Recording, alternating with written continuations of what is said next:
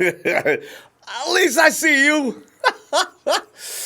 Well, Sunday go to meeting time. Hey, as a matter of fact, where's Rev? Rev will be in short. Rev's got to be here. Sunday? Come on, Rev. You got to be out there now, man. One more Sunday, fam. One more Sunday. Every Sunday after that until Super Bowl Sunday. Yes, I said it. Until Super Bowl Sunday will we be involved in 49er football. We'll be involved all the way up to next year's draft for that matter. So I ain't saying nothing about no Super Bowl because, people be waiting for it. Man, don't be saying nothing about no football going into no Super Bowl, no 49ers, because people love to hate on the 49ers, man. It's all right. The hate's go in soon because that team is it's building toward, it's the funny thing about it, I was looking at the Warriors, and the Warriors are struggling because they've been coming in and they've been dominating right for years. They got that Warrior dynasty going, and the complaint is they ain't got no draft picks. Every year a low round pick. See, every year high round picks.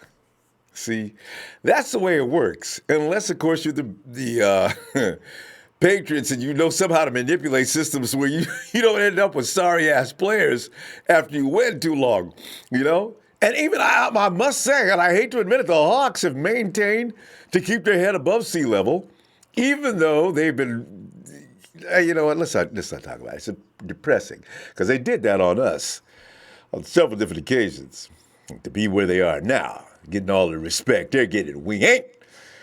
Anyway, fam, last season the 49ers struggled in the red zone game after game after game. Can we expect a change this season? The secondary competed with the Niners' red zone offense, too, while also being the worst in the NFL. And the players and owners might agree on an 18-game season. Is that a good thing, fam, or is that a bad thing? All right. And then, let's listen. Finally, the red zone weapons. Now, Coach Shanahan is known for his offensive genius. We all know that. But he hasn't always been effective in the red zone. Last year, the 49ers ranked dead last in red zone touchdown efficiency.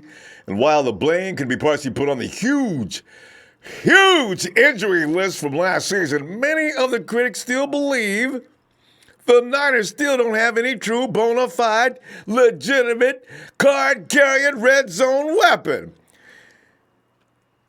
At least two would probably be nice. George Kittle is the 49ers' biggest offensive threat. Out of the 7 career touchdowns, though, only 4 have been within the red zone. That's not terrible, but it doesn't really suggest that George is really a red zone weapon. And it's not a bad thing because Julio Jones has not been considered a red zone weapon. He did pretty well last year, but years prior to that, Julio didn't spend no time in the red zone. In the end zone. That may explain why the 49ers added wide receiver Jordan Matthews during the offseason. 16 of Matthews' 22 touchdowns have come in the red zone. That's an incredible percentage. That means all he does is score. And this is why we got to be concerned. If you're a huge Kendrick Bourne fan like I am, we'll see what Matthews looks like in preseason because Matthews is coming off back-to-back down years in 2017 and 2018 in which he managed only 582 net yards in 2 seasons. That does not bode well. But then again, now he's with Kyle Shanahan and Jimmy G, and all of a sudden his game could just start sparkling. All right, let's see. Now, Matthews, as I mentioned, could bounce back and emerge as a serious threat, complimenting Kittle in the red zone. As a result, is most likely the thinking with bringing in Jordan Matthews. But could also, the coulds, the maybes, what if? Could the second-year Dante Pettis, the rookie Deebo Samuel, and the key word is could, however, could they be them dudes that take a lot of pressure off the red zone? All of a sudden, the 49ers are prolific in the red zone. Wouldn't that sound nice? Coach Shanahan needs to find his go-to guys in this crucial spot, and it can't wait. It's got to be known and established in training camp, which starts in 2 weeks. And playmakers within the secondary. Last season, Pro Football Focus ranked the 49ers ass again. Man, dead last in the entire NFL. The Niners overall recorded just 2 INTs of which Trey likes to point to all the time, especially when he's talking about my boy J-Dub. A new record low in the league in a non-strike shortened season. I don't know how we avoided last year and maybe the year before not wearing bags over our head. I guess because we always had held out hope. And we're 49er fans. We don't walk around bags on our head. We got a legacy to put. We'd be embarrassing ourselves, so we don't do that. But new record low in the league in a non-strike shortened season. Lord have mercy. I don't want to hear that no more. We did this with the run. Remember we were trying to stop the run and we were the worst in NFL history? See, we always find a way to get to be the worst in NFL history. We are the best in a lot of categories, but we found a way to be the worst in modern times. So what did the 49ers do to improve the unit during the offseason? It makes a lot of folks mad as hell, but they brought back J-Dub and brought aboard Jason Varrett got added to the mix. 49ers drafted cornerback Tim Harris, although he was a sixth-round pick. Tim Harris is a good football player, though. Make no mistake, he gets hurt a lot, and this is what a lot of great football players have an issue with. He might not even make the 53-man roster. We'll have to wait and see. Also, defensive back Akello Witherspoon and Adrian Colbert, they're coming off of bad 2018 seasons. They could bounce back, of course, and the 49ers could find some continuity within the secondary. For once, I mean, come on, these guys got to mature. Adrian and Akello, I think they've gotten over that. We got this. I think they've gotten over that. And they know they don't have this, and they probably work toward getting this. So you already see it in the Adrian. People won't agree, man, but Akello Witherspoon ain't bullshit. Last year when he left the season, he was starting to look good. He came in this season, y'all go stop messing with my ass, man. He's come in and he's dominated preseason already. Let's see what that happens when they put on the pads next week. Because this is a serious question. 49ers chose to invest in the pass rush during the offseason, going with the philosophy of a good pass rush. Takes a lot of pressure off the defensive backfield. And this has been my philosophy from the last 2 years. I said, stop trying to pull every corner back. There ain't no such thing as a lockdown corner when he ain't got no lockdown front line in front of him. It ain't going to happen. It's not. I don't care who you put back there. If the quarterback's got all the time in the world to throw, you could put back you could put Dion back there in his prime. You could put Sherman in his prime. You can name anybody you want to. If that quarterback and his wide receivers got free reign, them dudes will go get smoked. Now they've addressed that. Now let's see what happens, all right? But the concerns are still there. Many will have with the Niners second. The thing is that opposing quarterbacks are looking to get passes out quickly. Therefore, we're negating that good pass rush. We'll see. No matter what, though, the 49ers need to find which of the defensive backs are going to be the key impact players during training camp and into the regular season and into the beyond. I know, Toy Story, man. Yeah, I'm a big fan. I'm sorry. Finally, the NFL owners proposed having an 18-game schedule with a 16-game limit for all players, meaning that backup quarterbacks. Now, here's what this means, because at first when you think about an 18-game season, oh, yeah, go ahead, extend that season, man. It's not all peaches and cream. Meaning is the backup quarterbacks will be forced to play in at least 2 games, and superstar quarterbacks around the league would be forced to sit at least 2 games per season. Because it seems as though you're only going to be 16 games is going to be the thing. So quarterbacks around the league would be forced to sit at least 2 games per season. And it goes beyond the quarterbacks. Every player would sit at least 2 games, and that means coaches would be forced to play more of their backups more than usual. On the one hand, teams with better overall depth would be rewarded, but on the other hand, does everybody have a great second unit? Does anyone want to watch Blake Bortles, Nathan Peterman, or Blaine Gabbert play more football than they have to? Does anyone want to watch those backup quarterbacks play behind backup offensive linemen?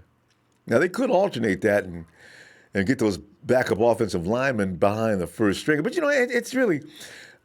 does anyone also want to watch those backup quarterbacks play behind backup offensive linemen while throwing to backup receivers?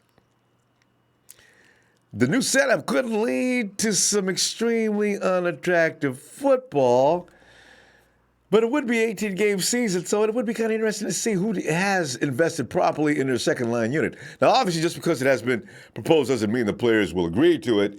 If it does get approved, it might not come with the 16-game player limit. In theory, preventing players from playing in all 18 games would relieve the player safety concerns, and a lot of them have those. Many players undoubtedly hold on to that too.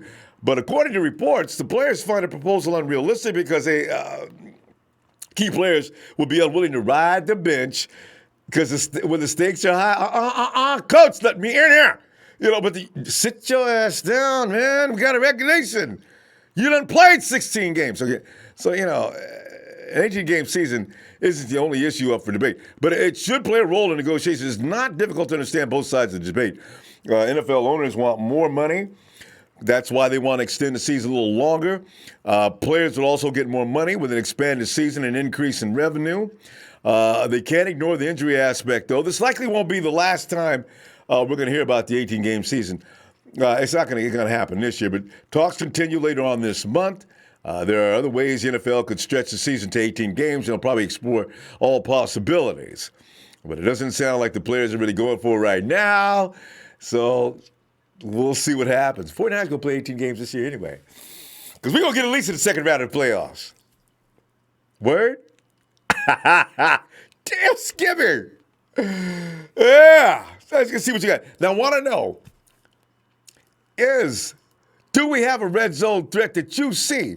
Was it about Kyle Shanahan actually installing the system and having it evolve to a level where they can become a more efficient team on offensive side of the ball and push that ball in the end zone a little easier than they have in the first 2 years? Remember, Shanahan's offensive system is not something for a person's IQ is too low. So it takes a while to comprehend and execute. Secondary?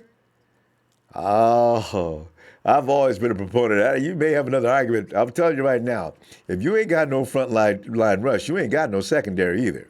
And that goes around the league when you think about it. Look at the teams that don't have a good front line rush.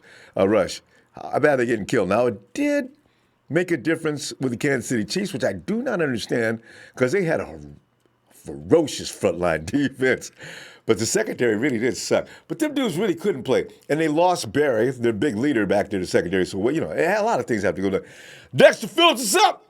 Ignacio Hernandez is up.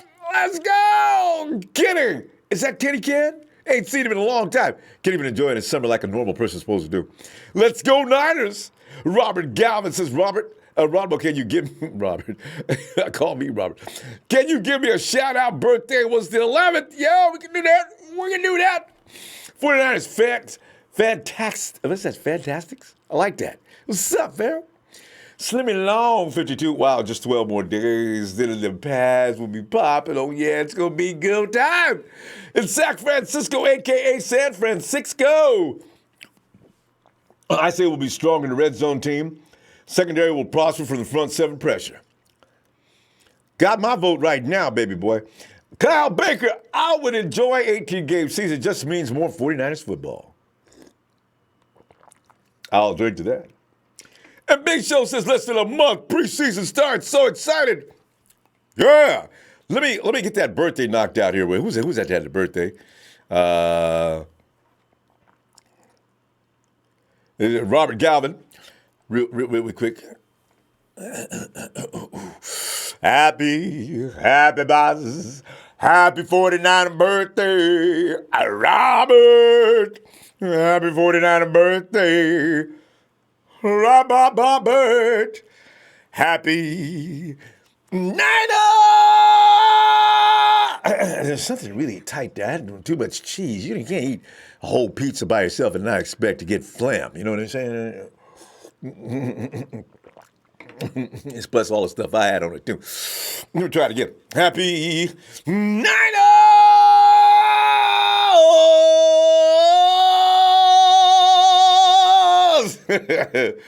Birthday to Robert. Hey, Rob. I'm not a birthday fam. We got the same. We're both cancer. You know what I'm saying? You and me, fam. You know what I'm saying? Hey, let me put on my ears first. Hey, Kenny. What's up, Ronbo? Hey, Kenny, man. I've been missing you, man. I just realized we ain't seen you in 2 or 3 weeks, I think. Yeah, I've been on the chat. I haven't had the passion to call in for a while. I mean, I've been listening, though. But it's time for the hit squad to make an appearance back on the Ronbo show. There you go, man. I hope you're not having any bad things going on in your life, because we're hearing a lot of that lately. So hopefully everything's okay. Yeah. All right. It's all good, man. All right. Well, Kenny, what's on your mind, man? I mean, we're talking about are we gonna look better in the red zone next year? Is the secondary gonna stop looking like the weak men of the league? And Kenny, you approve of an 18-game season? Do I approve an 18-game season? Yeah. Yeah, because I'm tired of watching preseason, man. Like, if preseason doesn't matter, that's when some of our players get hurt, and an 18-game season would, kind of lessen that. So, Skinny, they didn't say anything about shortening the preseason, though. I wonder, does this mean it's just going to go and play from September to throughout January? Actually, I mean, you're right. Injuries are going to build up. That's the only scary thing. And some could be serious. Well, you know who would win if we had to play our backups one game, or what is it, 2 games? 2 games, yeah. 16 games are required, and then 2 games you got to rest. Pretty, man. Right now, we'd be sitting pretty with that. Yeah, I know, right? Because we got Nick. Mm-hmm. Mm-hmm. Yep. I got some pretty good backups, man. Yeah. And our backups, shoot. Some of our backups are getting, what the starters would have to worry about, Kenny? On those 2 weeks they don't get to play, the backup comes in there and shows out to the point where coach says, what have I been doing? I guess you should have been playing the whole time. Jimmy, whoever, I'm gonna go ahead and we're gonna stay with whoever here. So this is something starters got to be a little concerned about.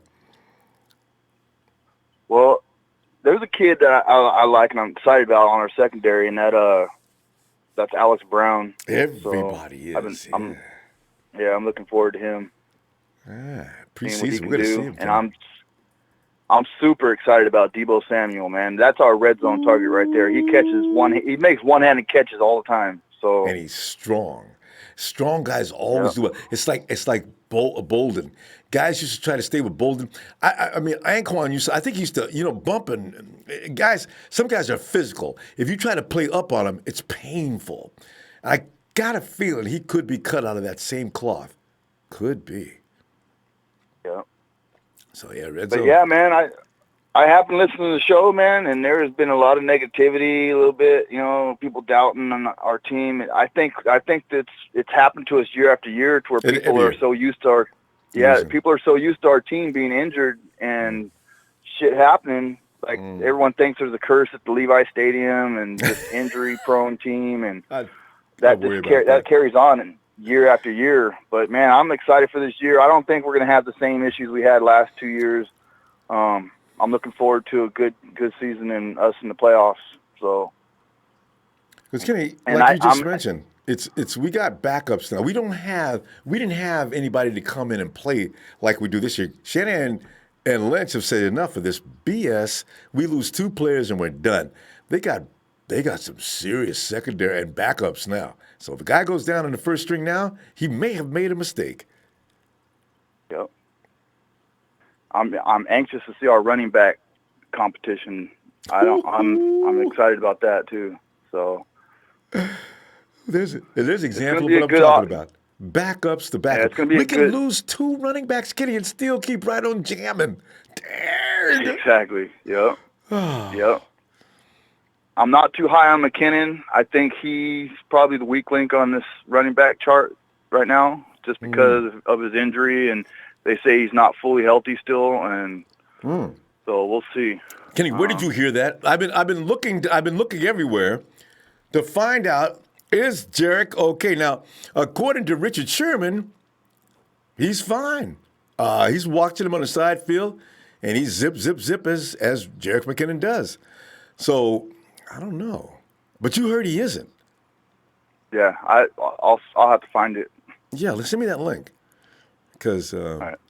we're gonna see him in camp. Now it could be Jarek McKinnon's probably saying, everybody's like counting me out. All right, let me see what I can do about this. It motivates some people. So if the doctor gives him the heave ho go, we could see something special, because some believe that this could be a Jarek McKinnon and Tevin Coleman backfield with Matty B playing cameo roles. I think that's a little far-fetched. I can't imagine. You don't let a running back like Matty B not run. Get him out there and let him set up that play action. So, these are all reports. We'll see. Mm-hmm. I also think we're keeping all three quarterbacks. I think somebody will be on the practice squad, and I think C.J. Beathard will probably be the one on the practice squad, but I think they keep all three of them. Yeah. I don't know, because why don't people insist on the 49ers? Because, that guy Spate is also, because they might want to do CJ a favor and try to trade him if they don't want to keep him, right? I'm thinking maybe that is a slight possibility, and you put Spate on the practice squad, depending on what he does during preseason. And this is his audition as well, because if he looks good, that might be the play. And then let CJ see if he can make it on another team. Or, like some people believe, it's scary, Nick Mullins does so well in preseason, the 49ers get offers, and they say, okay, you got him. Oh, God, talk about panic time. So we'll see. Yep. Anyways, Ronbo, I'm glad to talk to you again. It's been a while. I'll be calling in more often now. All right, Kenny. I want to give a shout-out to the Nighthawk Fan Club, Razor, Bashar, Sheik, Sua, Big Show. Probably forgetting a bunch of people. But anyways, Hit Squad's back in here. They know who you mean. So I'll see you guys when the season starts. Sounds good. All right, Kenny. Yeah. Have a great I'm excited, night, man. Later, Ronbo. Hey, great to hear from you, Kenny. Have a good night. Yeah. And all rise as the Rev is in the house. Rev! Ronbo. Well, Rev, it's Sunday, and we was expecting you. And Oh yeah. as you pull out the book of Rev, what is the book of who? I love when you say it. Book of Champions. Book of Champions. Rev, Book of we Champions. was dead booty last in two key categories, as you know, the red zone, and we couldn't get an INT to save our lives. And Rev, your feelings also on 18-game season. 16 games can only a player play. With 2 games, Rev. Well, let me start this off. Shout out to my fam. That red and gold worldwide, 24/7, 365. Shout out to the man Ronbo. Thanks, man. Well, now that we got that out the way, family, it's Sunday. It's Sunday, and everybody who knows Rev 49 hits know on Sunday we gonna go to the Word. We gonna go to the Book of Champions, and we gonna go to the Book of Willis. We gonna go to the Book of Willis. Nickel Deuce. Now I have a quote,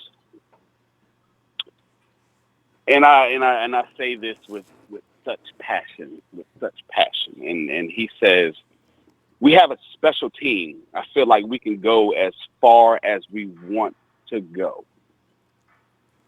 Family, let that sink in. Let it marinate. Let it marinate right quick. We all know what happened last year with the red zone, with not getting turnovers.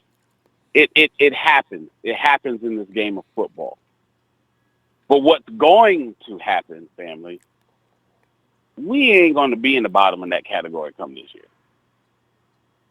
As far as getting into that red zone, listen. Kyle Shanahan has a masterful plan of using all of the weapons that he has at disposal on offense. We got the 3 deadly venoms in the backfield. We got a wide receiving core that pick your poison, okay? Pick your poison. And not only is George Kittle a monster, George Kittle is a beast. It's about to happen this year. Whew. I feel it. I feel it. It's going to be crazy. It's going to be crazy. We were still putting up points last year off of half of a squad, backups and everything. So just imagine when JG10 gets under the center, and he's in the red zone, and he's throwing sidearms, he's throwing whatevers, and boom, touchdown. Woo! I feel it coming. I feel it in my bones, family. I feel it in my bones that this year, come red zone, the San Francisco 49ers will be deadly. Deadly. Mark my words on it. We're going to jump into the secondary. I have a feeling the secondary is going to step up. I really feel with Sherm coming fully healthy, we got a lot of key components back there that everybody can contribute. But what's going to make that secondary look good, and I'm going to say this, and I love when I say this. What's going to make the secondary look good is when you got that front seven, that front eight, whatever we want to stack in the box to come after that ass. Ooh. That's all I got to say. We got pain and pressure coming from all sides of that defensive line, and linebackers is coming at you. Hey, like, it's going to be problems. It's going to be problems. Glory be. So, just as long as we can get that rush in there and let the secondary do its thing. I really think that these boys are going to come in fired up, and they're going to play hard, and they're going to play well. Do I want 50 million interceptions? Yeah, I do. But I'd rather take more pass deflections, more stops than anything else. Like, if I can get if our defense can get that offense off the field on the 3 and out, I'll be more satisfied with that. It's just the fact of knowing that my defense is going to step up and close out. Yes. They shown flashes of promise last year. They shown it. But this year, all of that is gelled together, and we coming out with a vengeance right now. We're coming out with a vengeance, okay? And as I went to that book of Willis, and everybody who knows when you saw Patrick Willis back there commanding everybody to do everything that you need to do and smacking and putting the boom booms on people, the same thing is going to happen. I feel it. I feel it. I feel it. This defense is going to be fearless this year. It's going to be fearless this year. So I'm going to slide that one out the way. Now, let's jump on to the 18 games. I'm cool with having 2 preseason games. You know what I mean? Give me an 18-game season. I wouldn't mind it. Hell, the NFL would make more money that way if you ask me. But, you know, to each his own. Whatever. Tomato. Boom. Give me 2 preseason games. Give me 2 preseason games and kick this season off. And it would be it will probably show excitement. It will. And it also, you know, as far as the injuries and things like that, it just gives a better upside, in my opinion. I mean, everybody are entitled to their opinion about this, but me personally, I think, kill 4 preseason games. Give me 2.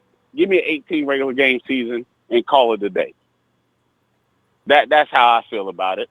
I really don't have no much more to say about it. But it's the fact of, as of right now, let's start this 16-game season come week 1 versus the Tampa Bay Buccaneers, because my man JG10 is about to show his ass this year. He's about to show his ass this year. And I want to give a shout out. If any of you Niner fans, if you are on Instagram, go check out Debo Samuel. Go check out his Instagram. He's getting and another done. person that's getting me real hype is Kendrick Bourne. That boy is putting in work. Kendrick is putting in work. He's putting in work. He's going to be that sleeper. Look out! Trust me. Look out! I'm telling you, he's going to be that sleeper. Like we have that. The beauty about it, Ronbo, we got weapons. Even though all these reporters, everybody want to doubt that 49ers don't have this, can't do that, blah, blah, blah. Man, fuck all that. Come week 1, we about to show y'all what's up. Because we're primed, we're focused, we're hungry, we're ready. We're not taking no for an answer, win, lose, or draw as 49er faithful. We still going to rep. We still going to scream. We still going to yell. We still going to wear our colors with pride. Man, you know what? It's coming, family. I feel it. I feel it. It's coming. It's coming. Well, Ronbo, thank you once again for giving us this platform to speak. You know, we about to do it. And everybody knows how I end this off. In order to be the man, I have to beat the man. Woo! Yeah. I love that ending, Rev. Up there. Rev. Always Red a pleasure. 49, I love y'all. Y'all be safe, be cool. 49er fam, I love y'all. Stand up. Yeah, let's just get it going. We got the energy. It's all day. 49er faithful. Bang, bang. We out of here. Ronbo, I holler at y'all. Y'all be safe. Y'all be cool. And we'll be looking for you for Monday night service, too. Oh, Nature Boy will be there. Don't worry. I'll be there. All right, Rev. All right, Ronbo. Have a good night, fam. Listen, we all we got. Boom, boom. We all we need. Boom, boom. We all we got. Boom, boom. We all we need. Hey, what is that? Big Show. Well, he says Big Show says less than a month and preseason starts. So excited. John Miller, go Niners, 14-2. Anthony Baker. Ronbo, what's good with you? Love the show from Memphis. Hey, Anthony, shout out to Memphis. Sup? Empire Strikes Back 49ers. It's Ronbo's show and this chat that made the bad years bearable. Now we will be where we are meant to be, a feared team. Fam, can you imagine for a minute? Hey, Kyle Baker. Ronbo, Kittle and myself have something in common. We both love the WWE. You Kittle, and me. I tell you, I try to tell to me. People get mad when you like the WWE. Some people with good sense, you know. We ain't got no sense, man. But fam, it's going to be a very different mood. I have a feeling this is the year. The years before, I was hoping. But fam, look at everything. Look at how everything's lined up. Does that team look like a loser to you? Even a potential loser? This is going to be a different year. The writing's on the wall. You've got a very intelligent coach. Now he's got players. I'm saying we got an edge on a lot of teams just for those reasons alone. We'll see.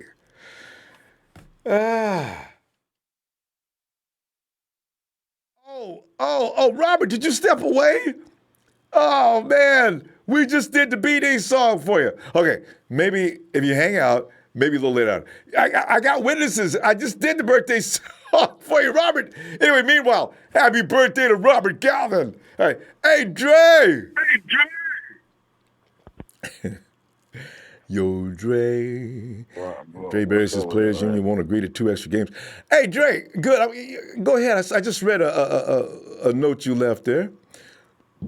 But Dre, address all of it, man. I mean, I'm talking being ass in the red zone, being ass in the secondary. Is that all going to improve? Have we done enough? And of course, that 18-game schedule.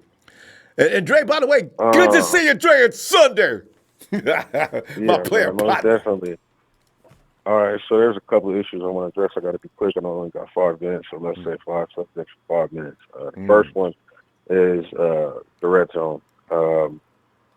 I think that the variation of having different weapons in the backfield is going to create more opportunity to get points in the red zone. I think the amount of weapons that we have in the receiver position, and also having being able to line up in 2 tight end sets with Caden Smith or Tololo, who's a great blocking tight end, is also going to create some space.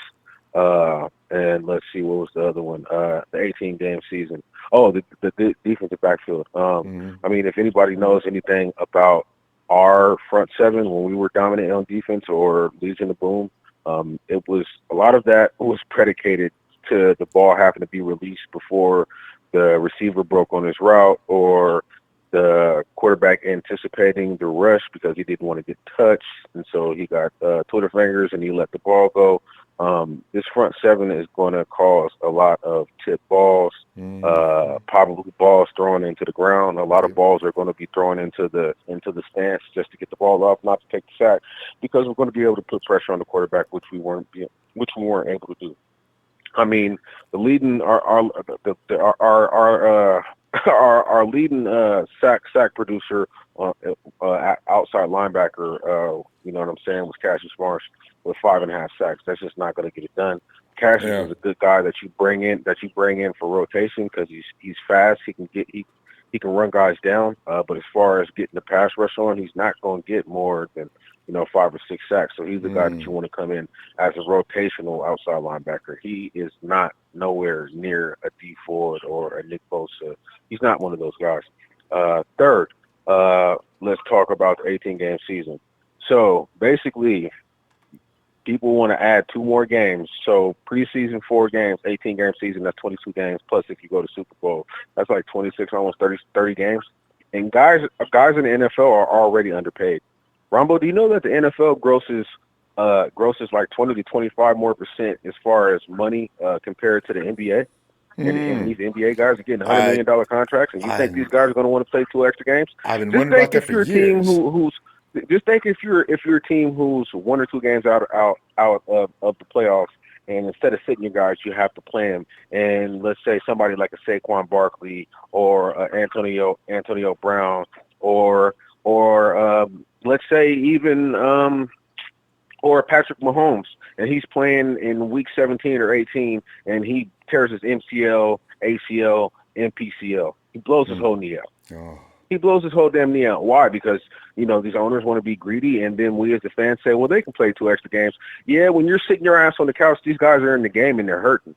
Guys barely make it through a 16-game season, so why add 2 extra games? Oh, yeah, add 2 extra games so these guys can pat their pockets, and then when it comes to playoffs, you might have a guy that has to sit out in the first round, you know what I'm saying, hoping that you win so he can get back healthy so y'all can get to the next round and you can be productive. I'm just not feeling that, bro. I know. Not feeling that. And I bet the players are saying exactly what you're saying, is just sitting in those meetings saying. And do you think the Players Association is going to say, "Oh yeah, add 2 more games on the man"? Come on. I mean, look at the Melvin Gordon situation and with the Chargers. Yeah. That guy's he is second in yard. Second? He's either second and third in yards from line of scrimmage in the past 4 years. I think he has like 5,280 something yards from the line of scrimmage in the backfield. You know what I'm saying? And they're bitching about giving him a new contract, and he deserves one. And the Chargers, do you think they're actually going to play 2 extra games? And the Chargers are not famous for paying people, so he's definitely got a problem. They're not. Yeah. And they need Melvin Gordon. So do you think these guys are going to put their bodies on the line even more with 2 more games?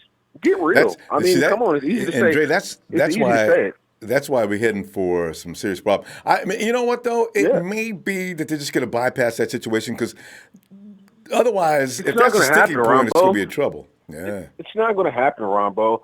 It's not going to happen. Only way it happens is if they say, okay, when it comes to top tier players, we'll give you an extra $20 million on your $15 to $20 million on your guaranteed money contracts. Maybe. But if they're just saying, no, we're going to stick to the regular algorithms to how we pay guys, hell no, bro. No. The Players League Association isn't going to go for that, bro. The Players Union, they're very strong. They're not going to go for that. The owners wouldn't have a leg to stand on with that anyway, Drake, because you paid 2 extra games. You made a lot of extra money. You got the gambling opening up in Vegas. Come on, y'all got to share, man. And if they consist on being stingy, it's going to be a problem. Right, and then the seats in all of these stadiums are already going up. So shit, what is there? What you gonna have to make $100,000, $200,000, $300,000 a year to be able to get season tickets or go to a game? I know. It's just gonna kill everybody. It's just gonna kill everything, bro. You know what I'm saying? The last thing I want to talk about that nobody is talking about is this ungrateful motherfucker Robbie Gould. Good Lord have mercy. We gonna wait till tomorrow on him because you know what, man? I wonder if Robbie's bluffing. Is he gonna show up 5 minutes before it's time to say, Robbie, we can't give you a thing now. You waited too long. Good night. So yeah. Bro, look, bro. You got cut by 2 organizations, okay? And you came with the Niners. We gave you a chance, and look what happened. We helped you boost your stock up, and now you want to act like you are a motherfucking franchise quarterback, bro. I'm highly disappointed in you, Robbie. How many kickers are making $5 million a year? I'll wait. Even if he gets even if he gets franchised this year and franchised next year, that's $11 million, Robbie. Shut up. Shut up and kick. Just shut up and kick. We're gonna see. We're gonna see tomorrow, Dre. Give Robbie. Yeah. His 24 hours. We're gonna go in on Robbie's ass tomorrow. You know what I'm saying? Maybe he never know. We could be saying, Robbie, you finally came to your senses. We'll see between now and tomorrow. But I don't trust him no more. I don't trust him no more. Does. He's I don't trust him no more. So, Yeah. man, shout out to the TNT fam. You know what I'm saying? Trey Tress, Big Show, my player partner Will. You know what I'm saying? Bob Money, Jerry Fresh. Yeah. You know, all of the fam, Nighthawk. You know what I'm saying? Everybody, man. Let's just stay patient. You know what I'm saying? Let's be diligent. You know what I'm saying? And let's be all supportive of our 49er. You know what I'm saying, empire. You know, we only got a few weeks left, you know what I'm saying? And we're going to see what we made of, and we're going to prove a lot of these naysayers wrong. You know what I mean? You know what I'm saying? Peace out. I'll see y'all tomorrow, right, bro? All right, fam. See you tomorrow. All right, bro. Hey, my player partner, Dre. All right, we're going to, okay, I know, I see him. 49 Faithful, is that a personal attack? All I've been waiting for is for you to step on the wrong button. Take a hike, baby. Give me some time out. 49 Faithful. If you do return and you come back and continue to act like you've lost your mind, we'll say goodbye forever. It's your choice, bro. All right. Look for another fifth go. Hey, Jeff Tan. CBS Fantasy says George Kittle will be this year's target leader. I know. I've seen him talk about this before. And Gohar said, sup, and all my nasty Niner faithfuls about Ronbo maniacs. Sup, Gohar.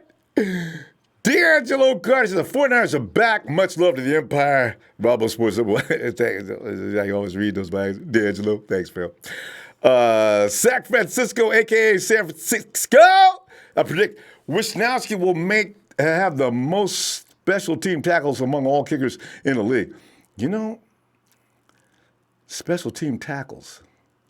You know, he probably, he's like, Aussie players, man, they're physical. They could, remember Jared Hayne, when that tackle he made on this dude? Jared Hayne looked like one of the best gunners in football that year.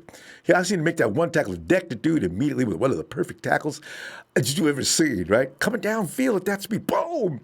Daniel Andre, Ronbo live at Sunday night prime time, Daniel! And Debbie Ryan says, hey fam, only 27 days and count until we meet Dallas!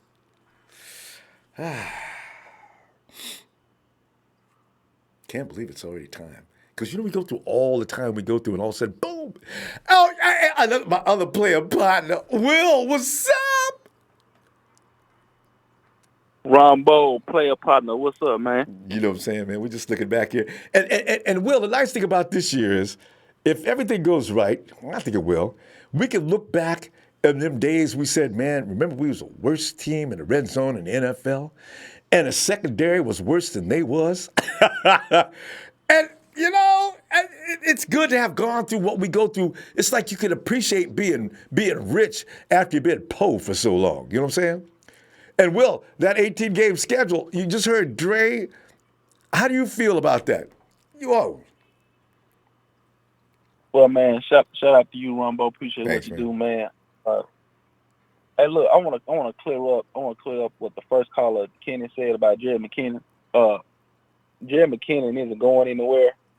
He got signed to this team, and he never played yet because he got hurt. So Kyle Shanahan's just not going to get rid of him like that. So he's staying on the team. And plus, there's actual footage of him, Kyle Juszczyk and Matt Breida at Kyle Juszczyk's wedding reception jumping up and down while they was partying. So I think his knee is okay. So I think he's feeling and all right. Then on top of that, Jimmy Garoppolo suffered the same injury, and he's ready to go. But Jerry McKinnon got hurt first before Jimmy did. So that ought to tell you right there he should be okay as well. So just want to clear that up. Jerry McKinnon ain't going nowhere, and he's fine. Moving on to the red zone, man. Of course, with the 49ers get more touchdowns in the red zone, of course they're going to get more touchdowns in the red zone. Because you know why? You got Kyle Shanahan as your coach. You got Tevin Coleman, which wasn't with us last year. He's with us this year. That can get you in. You got Jerry McKinnon, and you got Matt Breida. You can use them to run the ball in, or you can use them as receivers. You know what I'm saying? Then on top of that, you got Dante Pettis and Debo, which both can separate and get open in the red zone to get these touchdown passes. And plus, you got Jordan Matthews, whose record indicates that he's 16 for 22 in the red zone. That also speaks volumes. And then you got Caden Smith and Tololo, who's good run blocking tight ends that can also get the running backs in the end zone as well. And then you got Caden Smith, who you can use in the end zone as well to make those 50-50 balls in the red zone. So I It's all mean, about, and it's all about timing, Will, especially with them tight ends. Because all Jimmy's got to do is put that ball in a certain place. That tight end's supposed to be there. You got to get the one you trust. Put it there. The defense has to react. It's too late. All that big guy, Caden Smith, sticks his hands up. There's the ball. right. Yeah, exactly. So, you know what I'm saying? It was couch in the hand, and Jimmy G got a lot more weapons to score points in the red zone. So, as long as the offensive line protects him and give him time, he's going to be touchdowns all day. Mm-hmm. So, we good on that. Switching over to the defense, will the defense get turnovers? Yes, they will, because we have something that we've been lacking for some time now, and that was a pass rush. We got Nick Bosa, which is fine. He's healthy now. He's been out working out with his brother and everything. We all seen it on social media, so he's good. And then you got D4, man. You got D4 inside, and you got Eric Armstead, the twin Tower brothers who can knock balls down and get out the ass. Then you got Quan Alexander, and you got Fred Warner who can clean up all types of garbage. So you know what I'm saying? That front seven is gonna be a beast. You know what I'm saying? And then with the secondary should be fine because if Richard Sherman says he's 100% healthy, then we all should believe him because he knows his own body. If Jason Varrett says he's healthy and he's ready to go, we should believe him because he knows his body. That's his own body. So if they say they're ready to go, they're ready to go. It's just that free safety and strong safety position is that we have the big question mark about. So hopefully the front seven can do what they got to do, which I know they will, create turnovers. You got Quan Alexander, man, who can strip balls out, intercept passes. You got D4 that can come off the edge and create sack fumbles. He's good at that. He's known for that. Then you got Nick Bosa who can do the same thing. Then you got, and like I said a few seconds ago, you got Forrest Buckner and Armstead who can knock balls down because of their height. It's set up perfect, man. All we got to do is execute, man, and don't make mental mistakes. That's all we got to do, man. I mean, sky's the limit for this team. Concentration. You see everybody. Yeah, man, and shout out to my TNT brother Jay Fresh, man. I seen his video last night, man. He's right, man. Everybody afraid that the 49er Empire will rise again. Correct me if I'm wrong. If we win some more Super Bowls, correct me if I'm wrong. We'll probably be the only franchise in NFL history to have two dynasties. See what I'm saying? Ooh, wouldn't that be? Yeah, because the Patriots have been on riding the same one the whole time. Right. And it's their first one. So, yeah. So, you know what I'm saying? But, so, man, the sky's the limit for the team, man. I'm telling you, man. And then, did you see the video about this kicker that we got named, what's his name, Jonathan Brown? Yeah, the Robbie Gould replacement. Looks like. Do you know there's a video on social media? A guy by the name of Alex Tran. He's a 49ers. I guess he's a beat writer, or I guess he the guy to do videos of guys working out and all that type of stuff. Right. Jonathan Brown kicked a 65-yard field goal, and while he was doing that, when the ball landed, it hit a car and broke a windshield. Now, see, I knew he had lots of leg. I didn't know about this incident, but I'd heard about that 60-yard kick. See. I don't know. I guess they're concerned with the fact that he's never been in a pressure situation. He's kicking those in a relaxed mind and everything. Will, it takes a certain mentality to be a kicker. And as soon as he develops that, we can stop worried about Robbie if he can develop that. Don't cut him. Even if Robbie comes back, you got to carry him on the roster somewhere. Hey, Ronbo, I saw something so funny yesterday on the chat. Somebody said that we should go ahead and sign Robbie Gould and give him the impression that we sending him to Chicago and then cut him. Send him to Green Bay. No, send him to Green Bay. Or Buffalo. Yeah, hey, where else can we send him anywhere but where he wants to go? But that would be just it'd be petty though, Will. Well, you know what? We ain't playing with Robbie, man, because Robbie's being strange. So yeah, man. I don't know. He acting like a little business. So I don't know, man. But hey, man, this 18-game season, man. I mean, I don't know, man. I really don't have a lot of emphasis on it. I mean, I don't know. I don't know how they're gonna do that or whatnot.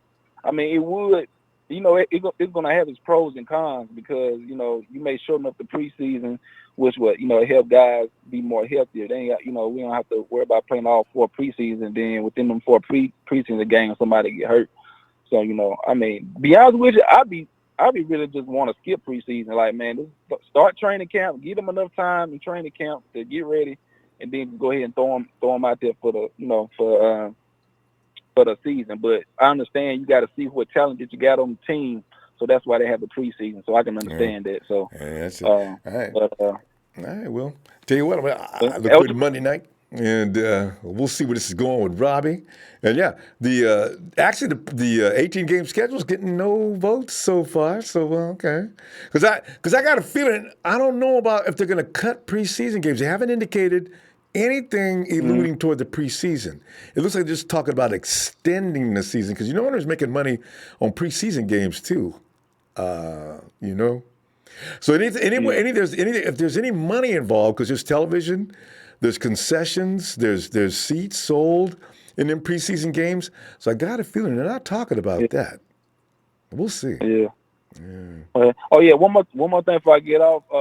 When we play Tampa Bay, I believe that the Tampa Bay Buccaneers is going to be without any veteran corners or safeties because a guy by the name of Ryan Smith, I think that's his name, he's been suspended 4 games for a PED violation. So I believe there will be no veteran. There will be no veterans. No veterans. Out there. All right. So I believe we're gonna kick some ass, man. We're gonna keep an eye on that situation. All right.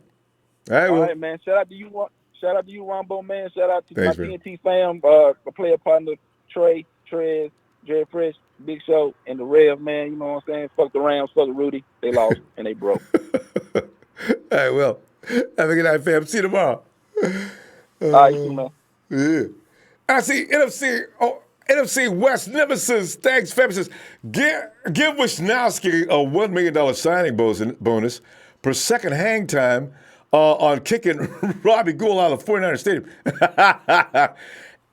Anybody that's as talented as he is, so I wonder if they could. And I know the coaches have looked at him and says, "Yeah, Mitch, special team coach wants to see you on the opposite field. Yeah, I think he wants to talk to you about some things." And as soon as Mitch gets there, Mitch, listen, you got a lot of talent.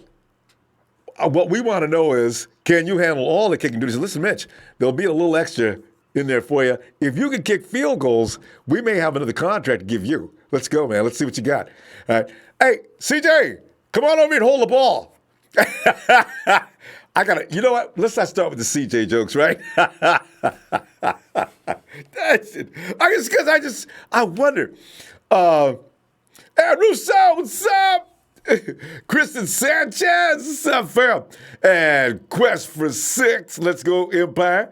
Can't wait to kick the Bengals' ass in week 1. We got the Bengals week 2. Right? We got Tampa Bay, just like Will was talking about, and they got people missing. They're installing a new offensive program. The 49ers lose to that. It could be devastating mentally. They got to go in and they got to win that game, actually. Renzo S., what's up?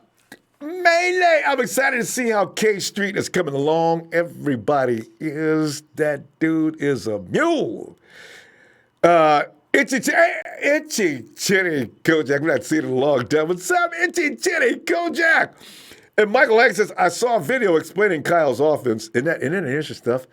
I've seen several and read lots of displays on some of the things. And you remember a lot of things. Kyle, one of the reasons why we see Kyle do some of the things, it helps you get some insight into his thinking. Kyle hates third down. He hates that with such a passion. That's why when you see him doing passing plays on the first down, he likes large chunk plays. That's why we got a lot of big-time playmakers. Dante Pettis, George Kittle. You know, these guys are big chunk players. They do a lot of things where they get huge gains. Marquise Goodwin, another reason why they got to have a speed factor. They like those huge plays. And then you got Matty B. What's Matty B's average? Doesn't he average over 5 point something yards a run? James, come on in here, James. What's up, Ronbo? How you doing this afternoon? James, man, we're sitting back here. I'm looking at history, and history says last year we was like the armpits of certain categories. Namely, we could not execute in the red zone. Our secondary was getting a whooping on a regular basis, 4 quarters straight. It's an embarrassment. We can't hardly wait to put that in history books way back behind us, another 10, 15 years. Hopefully we don't talk about that no more. And, of course, that 18-game schedule, James, what's your feeling on that stuff? Once again, good evening to you and everyone of the Empire. Thank you again, once again, for what you do for us. And that's Matty B average 5.3 a carry.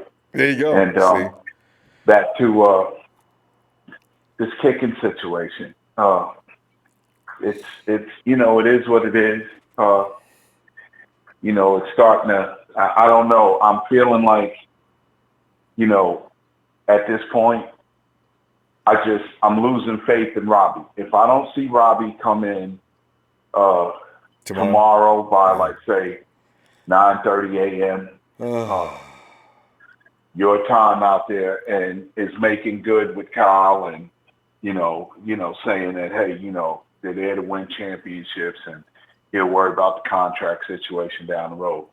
But if he doesn't make it, pal, to hear that Justin Brown is kicking them 65-yarders, okay, let me tell you something. They got a backup plan. Because accepting failure at this point in Kyle Shanahan's tenure, it's not going to be accepted. It's just not. It's that simple. We got high character players with great characters about themselves, very educated athletes. And this year, I'm feeling so optimistic because of all the additions. Yes, the other caller said it very plainly when he stated that this year we got a pass rush. We didn't have that last year. Or the year before. Or the year before. That's right. Or the year before. And then I look at the downfall of some years ago in losing players like last year in the Tampa Bay game. And look where we are now a year later to start our season. And, a lot of people, they can see it coming, that it's about to be an onslaught with the San Francisco 49ers. And yes, that other caller that called really hit the nail on the head when he said it was either him or the caller before that stated, we're looking at opening up the books to a brand new dynasty under Kyle Shanahan with a franchise QB like Jimmy Garoppolo, who, Garoppolo hasn't even really touched the surface of his ability. And I do believe he's going to be a Hall of Famer as well as a multiple Super Bowl winning champion with this team. And it's about to get started in 2019. But I think with the 18-game season, if I'm not mistaken, I think all they're going to do is play just 2 preseason games. If they play 2 preseason games, the season realistically is actually not any longer than the regular season they play already, except for 2 of those games. They're going to have all of the starters are going to have to be a full go. Yeah, James. In 2 of those games. But James, they didn't indicate whether they were going to cut the preseason short. Man, if I had to make a guess and a bet, the owners are not interested in. They make money on those preseason games, and that's their bottom line. I know. So they're not. They're seriously going to cut that preseason schedule to 2 games. But we'll see. Well, it would. Because it seems like that would be a way that really you wouldn't stress the players more into playing a longer season. Okay, you're playing 2 preseason games.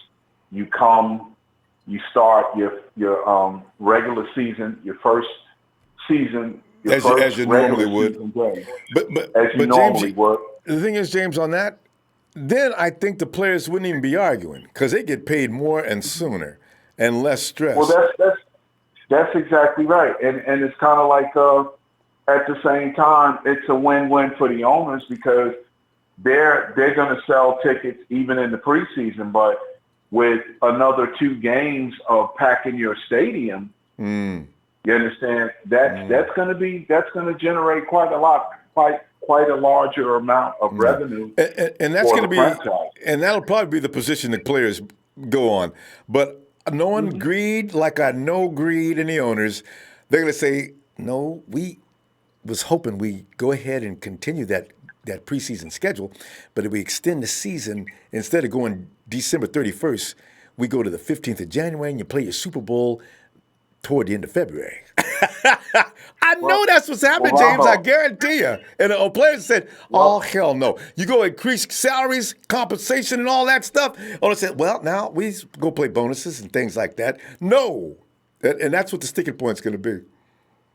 Well, I guarantee you, if they turn it into a regular scheduled season game from a preseason game, then yeah, they're going to have to pay more money. And I think a lot of the owners are probably saying they would double down and go for it if they can actually get 2 things. I'm quite sure in part of those negotiations, they probably said, they need to change that 53-man roster to how about a 57-man roster? No, 60. To give teams, 60. or even 60 for that fact. Because that's 18 players. Games. You need That's extra right. bodies. That's right. That's exactly right. And at the same time, you increase the salary cap another $70 million. Yes. To be able to find ways to keep those premier players, because there's so many teams that are right there. They're $5 or $6 million off from this guy walking out the door. Mm-hmm. See, James, and there's your sticking points. There's your sticking point right there. Right there. That's exactly right, buddy. James, we're going to have to pull up, though, James. Let's go ahead and continue this tomorrow. And it'll be Robbie Gould. It'll be Robbie Gould there. Let's see if Gold can shock us in the morning. I mean, tonight would be nice. Some way or another. That reporter for NFL Network, MJ Acosta, goes live to the network with Robbie Gould's in the building. And big press conference. Oh, it's gonna be a party. Yeah, if Robbie signs. Yeah. But if that donut don't come, guess what? He'll never play football again in the National Football League, because Kyle and them could franchise tag him and don't let him play for nobody and really ruin his career. So let's hope he gets in there in time. All right, Ronbo, thank you for what you do. Niner Empire, Niner for life. Have a great evening. This is our year, everybody. We're going to rise. Yes. Have a great evening. Thank you, Ronbo. Thanks, James. You have a great evening, too. See you tomorrow. Yo, sir. Take care. Be blessed. Thank you, fam. And, hey, it's Phil. I'm on in, Phil. Hey, Ronbo. Wait. Let me read this. Let me say, I'm reading something here. It says, really today says, we are Team Gold. We need you. Remember, Jimmy came from the Patriots. Team Gold. Phil, are you on Team Gold? Well, you know what? We're going to talk about Team Gold tomorrow anyway, though. Phil, your 49ers, my 49ers, our 49ers, worst team in the NFL in both the red zone and our secondary was a joke. 18-game schedule. Phil, your feeling on all these matters? Well, I think we're going to have a lot more turnovers than we did last year. What did we get? 2 quarterback fumbles. I know you can count to them quickly. 7. It won't take long. D Ford had, I think it was 1 against Detroit and 1 against some other team. But D Ford had 7 forced fumbles from the quarterback position alone last year. By himself, he had more than us. The whole team. So he's gonna add up to at least a half a turnover per game. With the pass rush and the forced fumbles. If he has a season like he did last year, I mean, that alone is going to make a big difference. Which means that we're going to have more red zone opportunities. Which means we're going to be more proficient in the red zone. We've got more weapons in the red zone. I think everybody else has already stated those weapons, like Caden Smith and Hurd and everybody. Plus Jimmy being there will help in the red zone. Yes. See, So, Phil, I'm glad you mentioned that because we're talking about a lot of things. We're forgetting you haven't got your franchise in there. That makes a huge difference. Exactly. God. Huge difference. So, as far as I'm changing the subject, the 18-game season, as a season ticket holder, the one thing I hate most is paying full price for 2 preseason games that you can't sell, and the game is 1/3 full. I think the owners want to get rid of 2 preseason games for 2 regular seasons because that's going to make the stadium full and they get TV revenue. Phil, they're not getting TV revenue on preseason right now. That's what it is. Phil, enlighten me, though. You're paying full price for preseason. Yes. We pay, for my tickets, it's $100 a piece. I pay $100 for the preseason ticket. The same price I pay for any regular season ticket. I've been to a preseason game, and God, since I was a kid. And you know what? And the season that explains a lot, really, and you said, but ticket television revenue is also an issue. It. Okay. So the season ticket holders are protesting this. We complain about it. They're not coming to the game because it's meaningless. Thank God we got Dallas as a home preseason because I can sell it to some sucker from Dallas. Meaningless game. Because he's too far away from home. He can't go to Dallas. So there's Phil. Listen, Texan, you want to go to that game, $150 to get you in. Because you need to make a profit on that, there's so many Dallas suckers out there.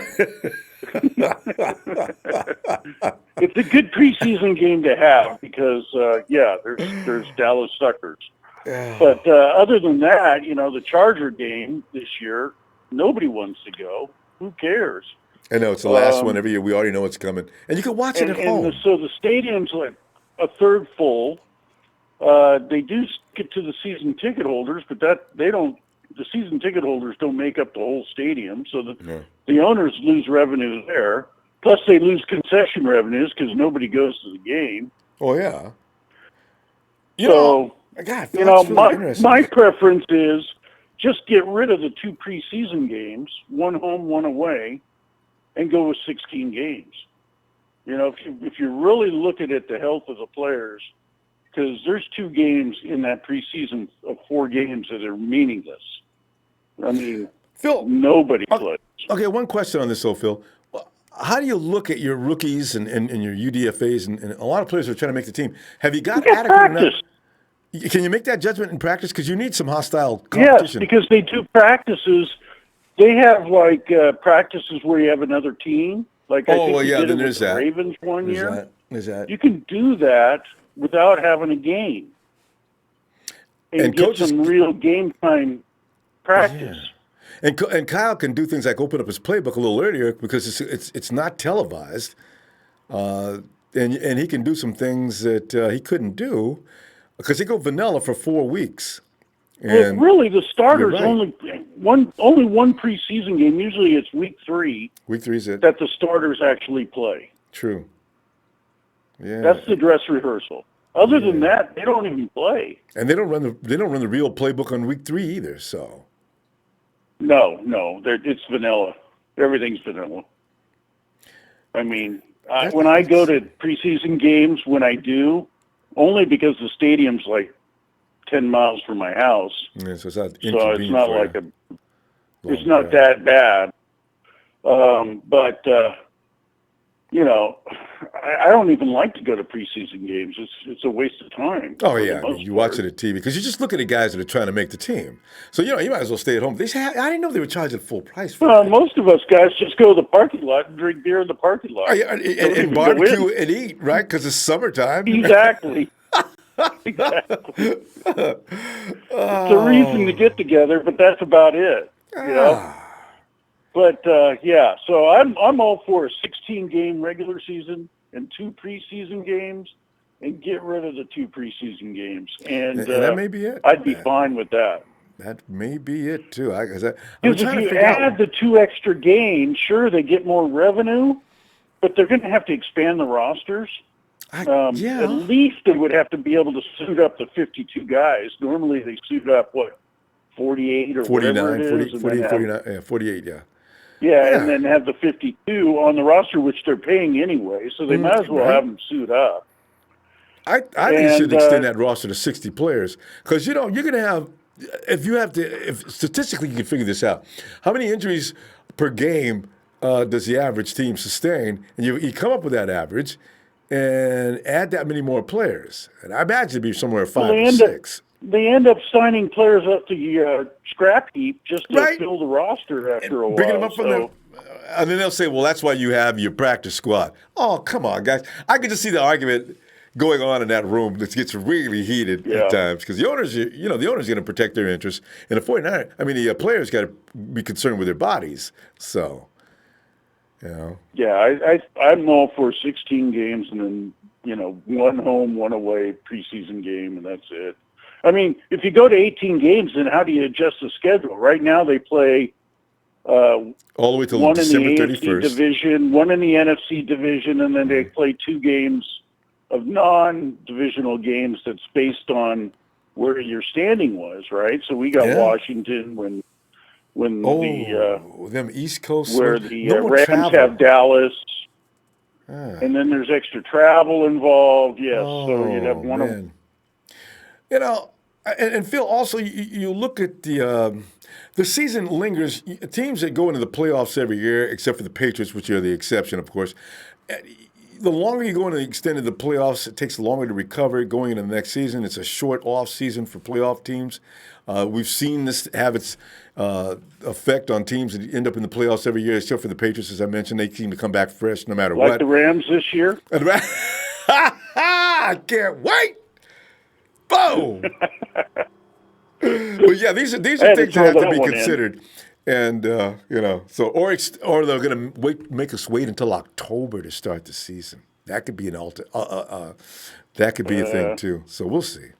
They want to get it in early so that they can get the revenue. True. People are excited. Yeah. All right, Phil. The other thing is Nate Burleson is still being a hater. Yeah, well, that's never. Boy, they talked about the best defenses in the West, and what did Nate do? He jumped right on the Rams in Seattle over the Niners. But Kay, back to Niners. Hey, I got to go get this. I got to go see this. Phil, did you see this today? Yes. Okay, good. I'll know where to look. Okay, because we got to go, Phil. I'll see you tomorrow. Okay. All right, man. All right. But he pisses me off. Oh, well, yeah, it pisses everybody off. All right. We'll see you tomorrow. Take care, Ronbo. You too, fam. All right, man. Later. And we swing out to the East Coast quickly to say, Demetrius!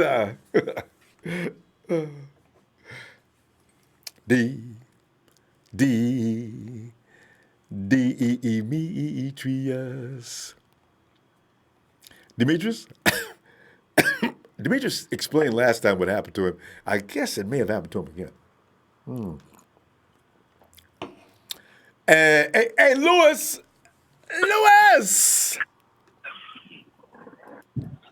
Yo, what's up, Ronbo? Lewis, man, we're sitting back here licking our wounds. You know what I'm saying, man? It's like wolves. They get into these pack fights and they ride up. After they get away, you see that one over there licking his wounds, man. That's us. We're talking about the worst red zone offense, and that's why when you get into arguments with other teams' fans, they say, man, you guys ain't got no red zone. Your secondary is ass, and you gonna get in my face, And then, what could we say? He's right. So, may have addressed that now, though, Lewis. And about that 18-game schedule, your feelings on that, Lewis? Well, the 18-game schedule, I don't really, I don't see any point in it, to be honest, Ronbo. I mean, I think, that just gives you more opportunity for players to get injured. Yeah, let's say Niners make the playoffs, 10-6. That's 2 games they get to play in the playoffs, not barring injury. But let's say they're 12-4 and they have to play 2 more games to try to see if they can make playoffs, right? Oh, and lose on that 18th game. And let's say, oh man. Well, not even that though. Let's say someone gets hurt on the 17th game. Oh. You know what I'm saying? and then you're going to miss him out for all of next season because the season's even longer now. Well, it's 2 weeks extended longer. And on top of that, well, it wouldn't be extended longer, actually, because they would just swap the preseason games. Well, you're only going to play 16 because I think they've looked at that. They've said players get hurt within a 16-game season. That would be normal. So we're going to cut it down. And you can only play 16. Right. See? And, right. And the playoffs, right? Like I said, like if they would be advancing and say they play 2 games. I mean, if a player gets hurt in the playoffs, at least he was in the playoffs. But if you get a player hurt in week 17 and you still got to play week 18 to see whether it's one or not, I just think that the injury aspect goes up a lot greater when you're playing more games, especially the physical. I mean, this is the most physical sport in history, right? Well, yeah. Hey, Lewis, quick question though. If you looked at the schedule this year and say we were on the 18-game schedule this year, you got 2 games. You're going to start Nick Mullins. My feeling, where do I make my guys sit down? In week 3, I'm going to start Nick. On week 4, am I going to start him against the Cardinals? What am I going to do here? Because you make a wrong move here, it could cost you. Yeah, you would have to start Nick. Now, does Nick have to play the entire game, or is there like a rule saying he would have to play like 2 quarters at least? 16 games for every player, so that means Nick will start and finish. You know what I wonder though? Okay. If you only got 2 quarterbacks on your roster and one of them gets hurt, if Nick is in there and he gets hurt, does Jimmy come back in? You know, there's got to get these things. So what is that like? Understood. What is it like? Injury QB gate or what? Like we were Nick, hey, bro, go you know the Patriots would do that on purpose. They would. Oh yeah, you already know that. Oh, that's no, that's what I'm saying. Like, well, like what aspect would you do? Because obviously, if I'm coach, you're coach, anybody's coach. Yeah. I think 95% of the Niner fans would be like, put Nick in on one of the easiest games we could win. Probably a home game against the Cardinals. You know what I mean? Or if something like that is the game you think it's going to be the easiest one. You could be wrong, but it's your only gamble you can take, though. Right. All right. What would be the other game? Well, see, the thing is that after the bye would be Browns, right? Yeah. I don't know if Nick can handle the Browns. Like, if it was like after the bye, it would be Cardinals. Then hell yeah, I'll be like, hey, that's a primetime game. Nick has to because he's going to be prepared for the Cardinals. He's going to be prepared for it, and he's coming off the bye, so he has to win that game. But I got my second string offensive line in there. I got my second string of everybody in there now, you know, and give it all these other guys. And then bring my boys back the following week. But you ain't going to do it against the Browns, so, Lewis. That's what I'm saying. That's what I'm saying. I ain't going to do it against the Browns. That's what I'm saying. Like, I don't know where you would go. It'd have to be like both Cardinals games and just pray that the defense saves this kid. Oh. That's about it. Like, it would be defensive games. That's it. Like, I mean, obviously Kyle will dial up. Kyle will put up points regardless because he's put them up with Nick and CJ Beathard throughout the year. So that's not the problem. The problem is you don't want it to be close enough where you're going to have to actually rely on Nick Mullins to actually, you know, do a 2-minute, you know, game-winning drive. You know what I mean? And who you got in your secondary? I got Mabin, maybe Alex Brown. You know, it gets crazy. I mean, you could put. With the D-line we had, you can have 2 stars and 2 stars, like, you know, Bosa and D4 one day, then you got Defoe and, you know, don't take them all and Armstead the next day. So you got to, you know, you would have to rotate to see, like, hey, we need a stacked defense for Nick Mullins on these games so we can try to win these games. But I don't know, Ron, but I wouldn't do it. I just think more injury. I think the season's perfect the way it is now. Right? Yeah. I mean, if anything, preseason is a little useless, but because I don't think I wouldn't waste money. Like, the only time I go to preseason games if I call into like a radio show and I get them for free. You know what I mean? Yeah. Like, I'm not gonna waste my own money. Bruce, we got crazy with the 18 game. Quickly though, we gotta give you a shot. Go ahead, and tell me what about the red zone situation? Is it going to be cured this year? How are you looking? Red zone, I think we're doing a lot better, Ronbo. We're starting to figure out the scheme. I think with the dynamic and explosiveness of the running backs we have, I think we're going to do a lot better in the red zone. You'll see, and like I said, with Toliolo, George Kittle, don't be surprised. The red zone package from 10 yards on in is going to be consist of like Toliolo, George Kittle, that's blocking it back. All receivers, Jalen Hurd. Right, Jalen Hurd. Like, you're going to start seeing these big dudes, might do like a zone scheme play action to somebody, open the backfield or try to get like a one-on-one in the back of the end zone for, a 50-50 ball. So your secondary. That's what I think we will improve a lot. Secondary? Yeah. Again, I said the secondary is good. Cornerback were good. If we could get Varrett healthy, you know, I don't have faith in Witherspoon, but you do, so I guess that's good enough for me, Ronbo. I mean, he's trash, but I mean, hey, like he goes for me having 0% faith, but hey, Ronbo believes in him. All right, I'll give him 5% faith now. I do. You know what I mean? I see something happening there. Nothing we can do on that. We'll see. Other than that, like I said, safety. But like I said, there's no reason to bring in anybody. People still talking about Trey Boston for what, dog? Like, again, if they didn't find anybody in the draft, obviously they believe in all the picks that they picked previous drafts, whether it be, you know, Exum, Will Harris, Marcel, you know, Marcel Harris, all of them, like all those guys. So I don't see why. And then the Robbie Gold situation too, Ronbo, that kind of upsets me. Well, hold your feelings, because you know what? You could be Robbie could shock us all. We got to wait till tomorrow and talk about Robbie. All right. So Lewis, we're gonna go. Robbie's trash, Ronbo. I know. Ronbo, let me say it real quick though, Ronbo. All we gotta do, Ronbo, this: either you sign and trade him to somebody like, oh yeah, Robbie, you're going to Chicago, psych, we'll send you across to the far East Coast, or you can sign and try to trade him to a team near Illinois. You know what I'm saying? Find a city. Or a team around Illinois and try to train him there. So, maybe go home to his family on the weekends or whatever. Yeah, he wants to go to Minnesota. You know, yeah, he's got Minnesota. His conference is Minnesota. I put them all in somewhat in the region. All right. So you got Minnesota, Green Bay, and of course Minnesota, Green the Bears. Bay. So the Bears. So and Detroit. All right, Ronbo. And so send him to Detroit. That'll fix his ass. All right. There you go. Let's see you tomorrow, fam. Right, but it's Robbie Gould Day. Or Robbie Gold. All right. Okay. Night, fam. Robbie Bronze, if anything. All right, Boy, it's funny. We're gonna trash Robbie between now and tomorrow. And tomorrow, if he doesn't sign, it's gonna be all shots on Robbie Day, man. I tell you, poor dude. Robbie. Come on, man. JT. What's up, Ronbo?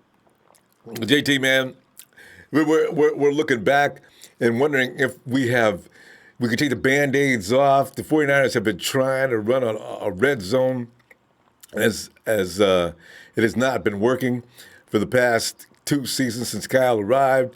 The secondary has been a work in progress. 18-game schedule. You know, I mean, JT, touch upon these things, man. What are your feelings? You know, I ain't feeling the 18-game schedule. Just like that last caller said, you know, you're just gonna risk injury. You know,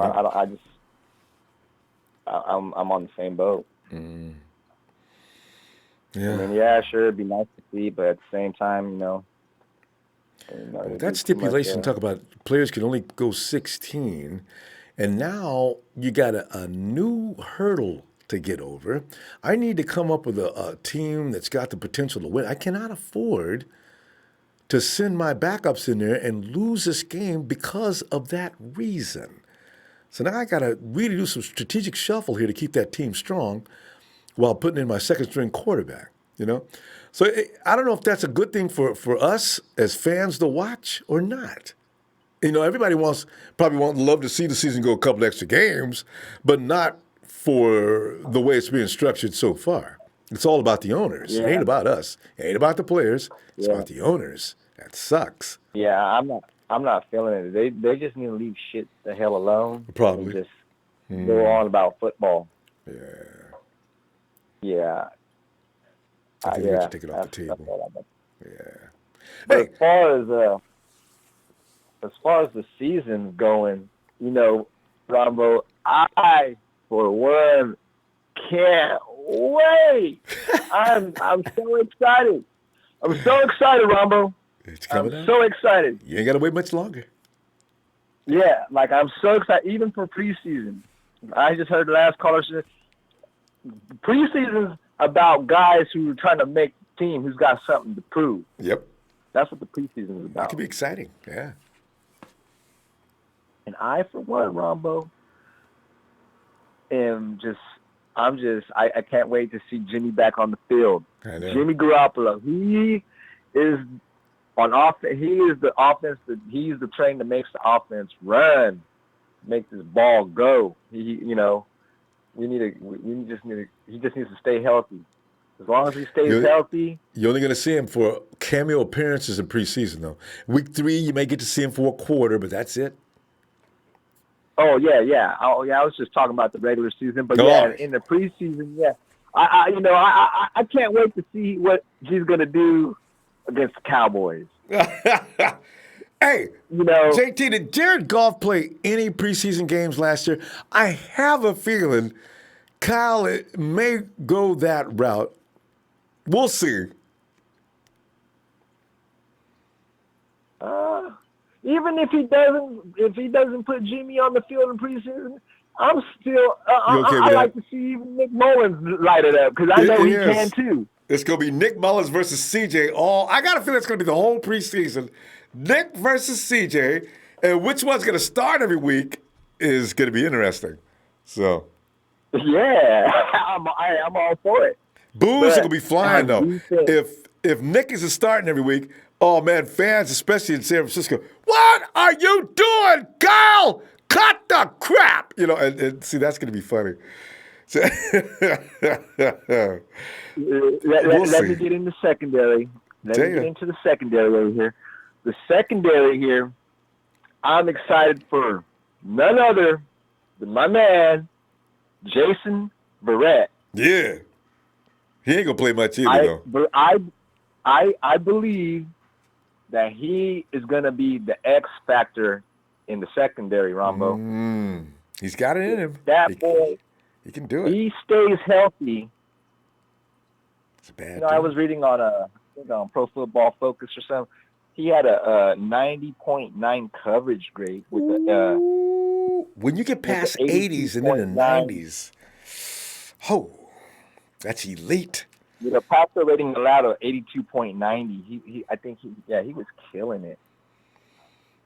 And killing it against guys like A.B., Mr. Hall of Fame, Mr. Diva with the mink coat, even wears it on the sidelines when he's not in the game. Yeah.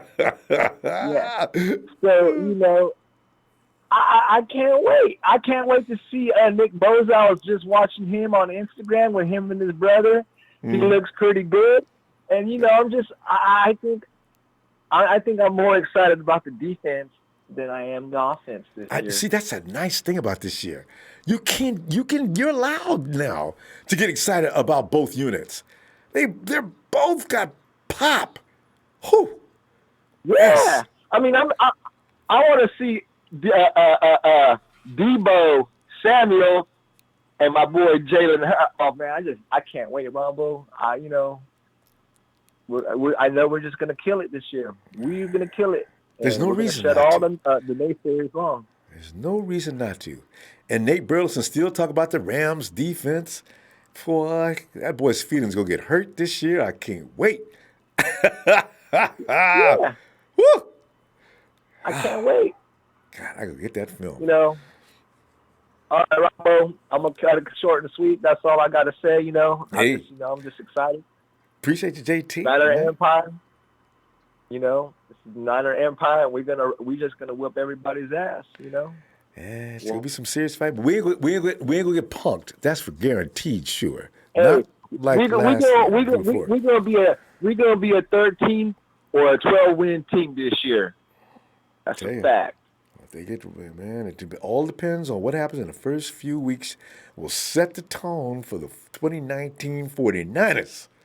All right, JT. And 10 wins at the very least. Oh, that's my floor. Yeah. All right, fam. I'll see you tomorrow, huh? All right, Niner Empire for sure. Yeah, tomorrow, Robbie Gold Day. And it could turn into a 49er holiday for a long time. If Gold signs, that would make July the 14th. Is it 14th, 15th? July 15th would be a Niner Empire holiday. Robbie Gold finally signs. Linwood, what's up? What's up, Ronbo? Linwood, sitting up here crying about the facts, and I tried not to look at them, But every time you read it, they always love to make it. And they can't just say the 49ers were last in red zone. The 49ers were dead last. Oh, come on. What is with the word dead? We were last. That's fine. And they were even worse in their secondary. Dead, but last. Okay, you guys, you made it clear. We understand, okay? And that 18-game schedule, which has got everybody wondering, what? Linwood, good to see you again, fam. What's up? Good seeing you, Ronbo. And we're not concerned about, we were in last. Well, we were ranked 13th or 14th, I believe, in total offense. Yeah, right. We had something good. 3 different quarterbacks, 4 different running backs. Yeah. How many knows any? I don't even know how many wide receivers and that plug and play, and everybody's hurt and coming back. And so if we could orchestrate that, the ceiling is so high with all the real players coming back and then all the new additions. Yes. So yes, it's going to be ridiculous, Ronbo. It really is. I agree. The NFL knows it. They know it. And the defense is going to feed off our offense. The offense is going to be eating off the defense because they're going to give them the ball back to them. That's so much quicker than they're used to. Yes. It's just a win-win, man. I don't know any other way to look at it. It's just a win-win. And as far as Robbie Gould, I hope he signs. Hey, he's a great kicker. But you're not the only one, Gould. You're not the only one. Because our offense is going to be moving the ball down there so damn much you don't have to kick long ones anymore. Hell, we might not even need Robbie Gould because he misses the short shit. So we might be good with a Dawson or a Matt Bryant. Robbie could give you a 45 to 50-yard field goal, but you get him inside the 20, and all of a sudden he can't kick. He's only missed a couple times. I think they were short kicks. Everything is short, and yeah. So you can bring back Dawson or get Matt Bryant from Atlanta. Yeah, that'd be the one I would say. Yeah, that'd be the one I'd say. Bring him. Don't be surprised. Guy had if Robbie Gould doesn't sign. He only missed once. Yeah, he's badass. He's 42 years old, but he still can kick the hell out of it, just like Robbie Gould. And Kyle knows him. He's from Atlanta. Yeah. Let's not be shocked and surprised. So maybe that's why they're being so animate about it. Hey, Robbie Gould, we gave you a franchise tag. Are you serious? No, I'm not satisfied with that deal, guys. This is what I offered it, because Robbie did submit some proposals. I don't know what they said, but this is where we are now. It's crazy. And I was like, all right, you just made him the highest paid kicker in the league, but he won't sign. All right, carry your ass. We don't care. It's all good. We're going to bring touchdowns this year anyway. Yeah, but Red zone solved. You know what? He would have been, if he would have signed that franchise tag immediately. There's a couple more. I think Gostowski got more. Yeah. There's another kicker that did get more as far as a 2 or 3 year deal, and his annual payment would be higher than the franchise tag, which means the 49ers would have to rearrange that tag to adjust to the league average. Here's the deal. And if they made him the highest paid, and he's going to solidify with San Francisco, I would. Well, if they're going to make him the highest paid, and say, all right, well, we franchise you, and then you turn it down. Then we went after New England, and then he instantly re-signed and got a higher contract. Gostowski, yeah. Belichick. Yeah. And so then get in there. Yeah, so then it goes like, oh, hold on, time out. All right, well, here's the deal. If we offer him and make him the highest paid kicker, and he's good with it, and he's going to be focused on San Francisco, I'm good with it. But if he's going to take the money and he's not going to be focused, I would rather have somebody else that's for the team. I want a team player, and he's not being a team player right now. Yeah, that's my only concern. Robbie, move your family to the West Coast, Robbie, because we don't hear you crying every 5 minutes because you don't like being separated from your family.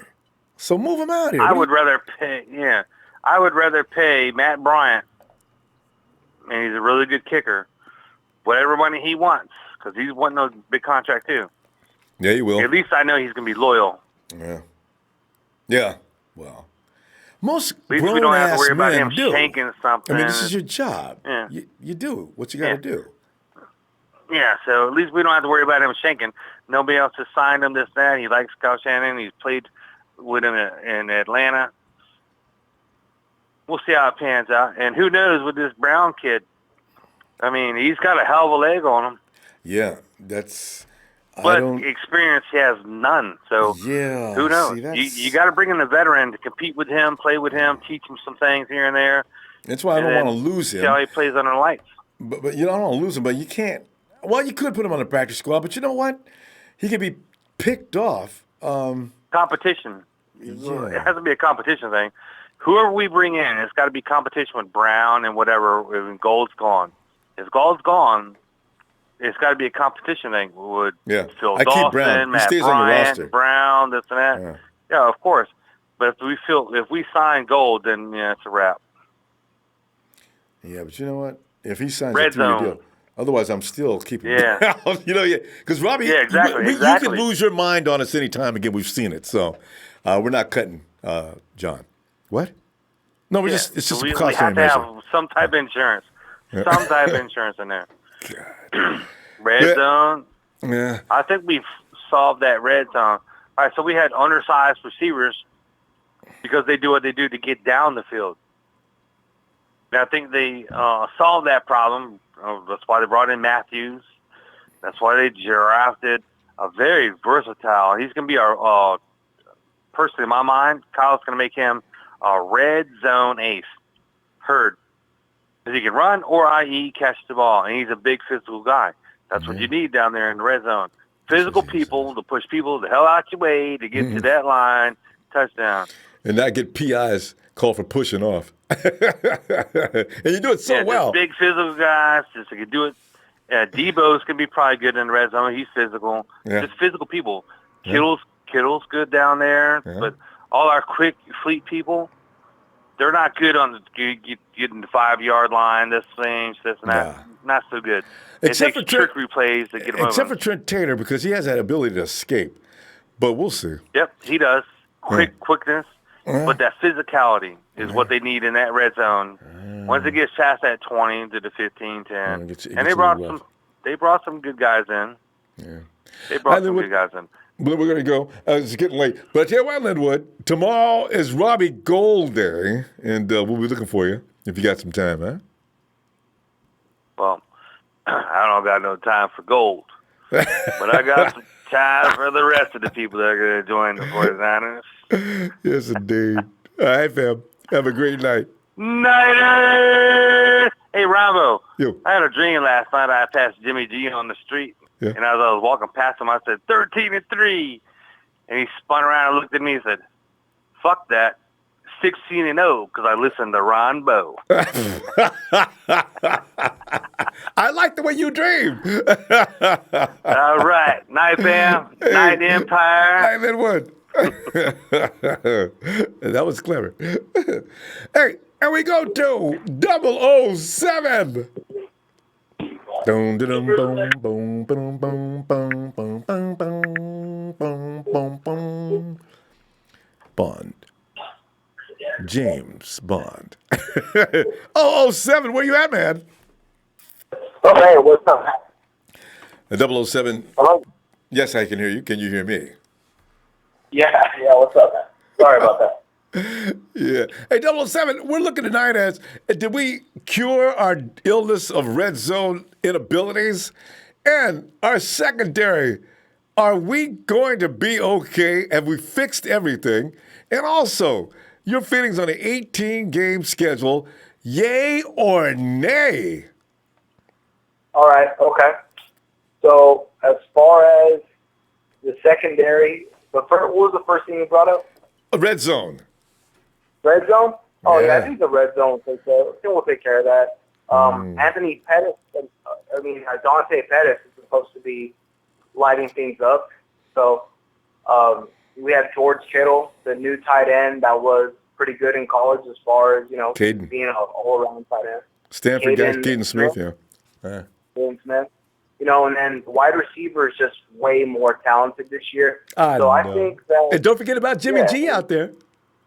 Yeah, I was saying I have Jimmy Garoppolo. So, yeah, I think the red zone issues will fix itself. The one thing I kind of wish that we had, but it's fine. I mean, Tevin Coleman's probably enough.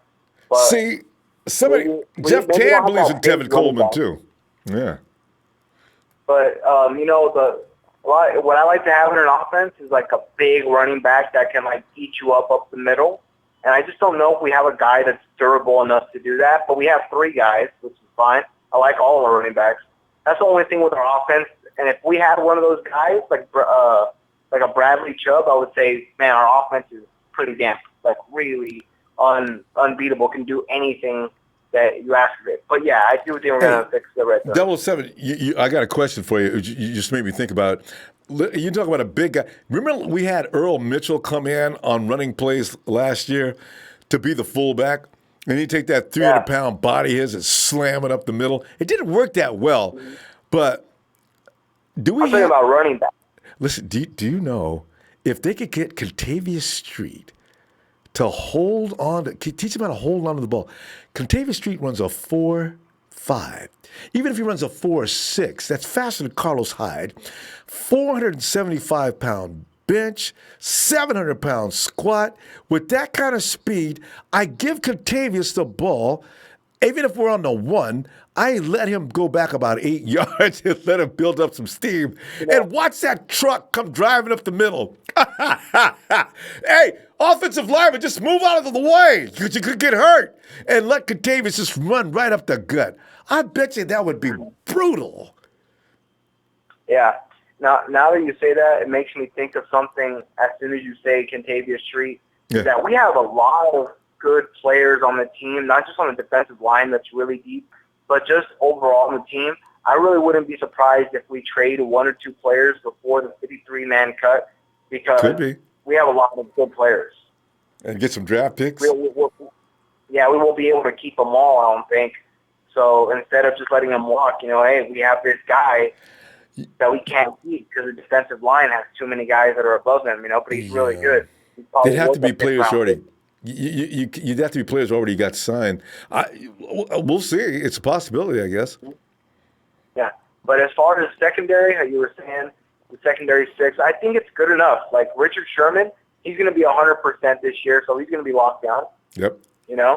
And then the other side, you're going to have Witherspoon or any guy who separates himself.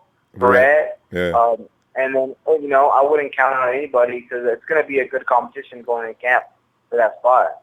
And I like our slot cornerback Williams. He's good. And, nobody talks about him, but you're right. K1 does a good job. No, he's good. No, he's really good. Yeah, he's good. He's probably one of the better nickel cornerbacks, actually. Think about it. He ranks, in the NFL. He does. Yeah, I know. So him and Richard Sherman, and then with the safeties, Colbert was good his first year. Can he get that form back? If he can, he's going to be free safety. And then I like Jaquashi Tart. Jaquashi Tart for a while was making plays before he was getting injured. So if he can stay healthy, he always does. And then we have other guys there at safety. We have other young guys. So I think the secondary is gonna, at the worst, it's gonna be average. At the worst. Hopefully, if those guys can string some plays together from the bull rush, pass rush, then it'll be good. And if not, then it'll be average. Yeah, well, 007, I'm telling you right now, people are going to see how good that secondary actually is coming up this year. It wasn't always their fault. It had a lot to do with what you're talking about in that pass rush. Go ahead. Hey, we're running out of time, though. Go ahead. 18-game season. Yeah, 18-game season. I like the new rule, man. I think that'd be so interesting to see because that means that players would get 3 weeks off with the bye week and then 2 weeks that every starter has to sit. Then you have to use depth players. So if there are players that are like your 4th, 5th string, like Jalen Hurd, we would have to start him 1 week because Dante Pettis has to sit. So this week we start Jalen Hurd as a number 1, and then he balls out for 150 yards. And you're like, whoa, you use your depth, and it gives other guys time to rest. So if a guy gets injured, let's say Jimmy Garoppolo tweaks his hamstring, well, we can sit him as soon as he tweaks his hamstring to give him 2 weeks off to get it to 100%. So it gives guys time to heal up, and it's just more NFL, another 2 weeks of football, which I would never complain with. That's always going to be, it's still only 18 games, so every game still does count. Every game is still more than 5% of the season, you know what I mean? So 2 weeks, that's 10% of the season, you know? So I think it'd be really fun to see how coaches would, you know, be mixing up their rosters due to the players, due to the teams they're playing.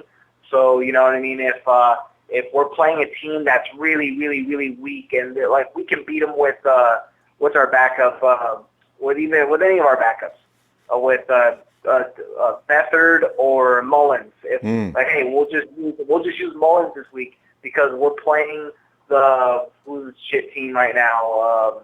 It's hard to say. Yeah. Tampa Bay Buccaneers. You know, or somebody who just locked their quarterback. I thought about that 007, but you can't start your season with your backup quarterback. That's the only problem with that. You know, but we'll see. All right. Yeah, I think it'd be really cool. If it happens one day, I think it'd be really cool. Yeah. 007, man. See you tomorrow for Robbie Gold Day.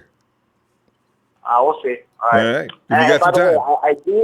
I do think, give it a year or two. I think that's a role that a lot of people like, and I think that's something that's going to happen. All right. But we got to go. And we'll discuss that tomorrow if you get some time. All right. Have a good night, 007. All right, man. Yeah. Well,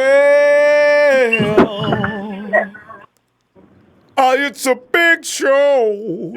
It's a big show on tonight. Show. Well, good evening, Ronbo. Big show, I'm telling you, man. It is a good evening.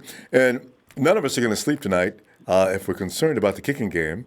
You can't wait to wake up just so you can say, and you slam open your laptop or your phone. Is he signed? Damn. God. You know, it's either that or, oh my God. Yes. It's going to be one or the other. We will save that topic for tomorrow as far as Robbie Gold goes. Yes. But am I hearing everyone correctly? Are we really arguing against less football? Are you kidding me right now? It seems the no's are winning tonight. I think 007 agreed, though. Yeah, come on, ladies. I mean, we bitch about how long the off season is, and we're arguing against more football. Yeah. Get out of here with that, because you have to look at the monetary gains, the monetary advantages of adding 2 more weeks to the football season. Not only that, yes, the argument for being worried and concerned about players' bodies is credible, but if you think about it, it's really a 13-week season for starters. If you're a playoff team, the starters are pretty much pulled out with 3 weeks to go in the regular season. You know what I mean? And a majority of starters don't even play preseason games at all. They play 1 or 2 snaps here or there, and that's about it. You know, so they haven't stipulated. They haven't clearly stipulated yet. Are they talking about those preseason games, or are they talking about extending the season into January? They've not made that clear yet. I mean, those details will come out later on whenever they decide to add 2 more weeks to the season. But as far as preseason goes, it's really not necessary to cut down 2 more games of preseason because the majority of starters don't even play the majority of snaps in preseason. Yeah. We all know that they play 1 or 2 snaps and that's it. And that whole entire preseason is for the 2s and 3s who are trying to make the team 53-man roster. Yeah. Exactly. And so, realistically, the NFL season is only 13 weeks long because, like I said, a majority of starters on playoff teams and non-playoff teams who have clinched the playoffs, who have clinched their division, who have clinched the 1 and 2 seeds, they pull their starters with 3 weeks to go. So it's not like it's going to affect their bodies one way or another. You know what I mean? Yeah, they get less playing minutes, exactly. And as far as the monetary reasons go, it increases. It has the opportunity to increase the cap salary. It has the opportunity to increase the spending cap space that we have, and it's more of an incentive for a player who's in a contract year to play his ass off and to get a better deal. You know what I mean? So that's a benefit of having 2 more weeks in the regular season game. You know? Yeah, those are good points. I can't argue with those. I just wonder, Show, what's going on in that room? What is there? The players seem to be wanting more compensation. Are you going to be able to provide for that in this deal? As long as the revenue comes in, yes. This is the NFL is the biggest revenue generator as far as sports goes. And it goes beyond the field. You know, endorsements, commercial exactly, activity. The Super Bowl commercials alone probably pay for half the year. It's crazy. So So I don't understand why we're arguing against 2 more extra weeks added to the regular season. It's kind of ridiculous in my opinion, honestly. I mean, come on, if you're a non-playoff team, you're going to be sitting. If you're a playoff team, you're going to be sitting with 3 weeks to go. And we'll have plenty of rest for the playoffs. And another good point you make is, come on now. Even if you're not a playoff team, I'm going to go ahead and bring in the kids that I want to get a better look at to see what they have. You know. Yeah. Exactly. Those are good points. So. And as far as our red zone issues go, our red zone target still has yet to be determined. But if I were to guess who was going to be our red zone emerger this season, I think it would be Jalen Hurd and Jordan Matthews. Because Deebo Samuel and Dante and Marquise, they're all YAC receivers. They're excellent when it comes to after the catch and getting us down to the red zone. We're not going to put Kendrick Bourne so I can get a shot, huh? No, I'm sorry to say that. He's working hard to be on another team. It took 2 years to finally show his work ethic. Come on, but that's neither here nor there. Ask him that to see what he said. I knew he'd say that. That's neither here nor there. But our red zone issues are still a question mark right now. We have yet to see who is going to emerge as our red zone threat. But if I were to guess, it would be either Jalen Hurd or Jordan Matthews, one of the two, because of their size and their hands. And And I don't know. I want to see Jordan Matthews. This guy's 16 or 22. That means he's all about the red zone. If he'd have been 10 or 11 or 22, you'd say, well, not bad. But 16 for 22 means he is absolutely nails. So I got to see this, actually. He's slipped the last couple of seasons, but we'll see. Yeah. And as far as our secondary goes, there's also still question marks there because I have issues with Akella Witherspoon. But I wish we would sign a safety to help us out a little. I mean, come on. We lacked interceptions last year. We lacked interceptions last year. We had 0 interceptions. Keep it all in a neat package, show, because we lacked interceptions for what reason again? It wasn't entirely the secondary's fault. It had a lot to do with quarterbacks dancing and throwing parties and having cigarettes and making phone calls after the ball was snapped due to the fact that they weren't stressed at all. And the receivers and secondaries are going to get beat when that happens every time. The secondary has to do their job too. Well, they will. They can't just rely on the pass rush to help them out. No. But I mean, if they need to do their job. All I'm saying is, if I'm a defensive back and I'm chasing around this guy for what seems like an eternity, it makes a difference. Because if the quarterback's dancing around, he's moving around, I got to move. The receiver knows what he's going to do. I'm the guy here that's been put at a disadvantage. So. Yeah. 9 out of 10 times, they're going to lose that fight. So this time it's a little different. We're going to see what these guys can really do under normal circumstances or better circumstances. Yeah. And then make that call. All right. Yeah, for sure. Anyways, that's kind of my 2 cents tonight. I want to give a shout out to everybody who they know who they are, and you all have a good night. And looking forward to your show tomorrow. All right. And hopefully Robbie signs. All right, you guys. All right, take care. Show. Good hearing from you, fam. See you later. Yeah. Oh, my God, there it is. I've not seen that name. We only see that name. He only shows up on these rare occasions.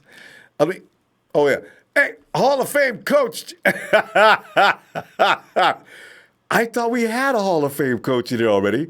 We've got 2 now. A Hall of Fame coach, Chad Garrison. Thanks, Chad. And Chad says, people are saying trade the Jet? Shake my head, Ronbo. Chad, I feel you on this. I am no longer taking a position on this. I'm waiting for McKinnon to come out because people are assuming too much, thinking that he can't play anymore. I want to see it. It's like people were saying before the season started, we can get rid of, because Matt Breda looked good last year, we can get rid of Jerry McKinnon. Hey, what? Listen, think about this for a minute. If Kyle Shanahan wanted this guy, aren't you curious as to why he wants him? I want to see what he looks like, because Shanahan probably had things all set up and lined up like he did in preseason last year, knowing they were going to be effective, because every day in practice, you heard about Jerry McKinnon doing a great job. I want to know what he looks like against a real team. I mean, a real opposition. So I hope he stays. So marry the money!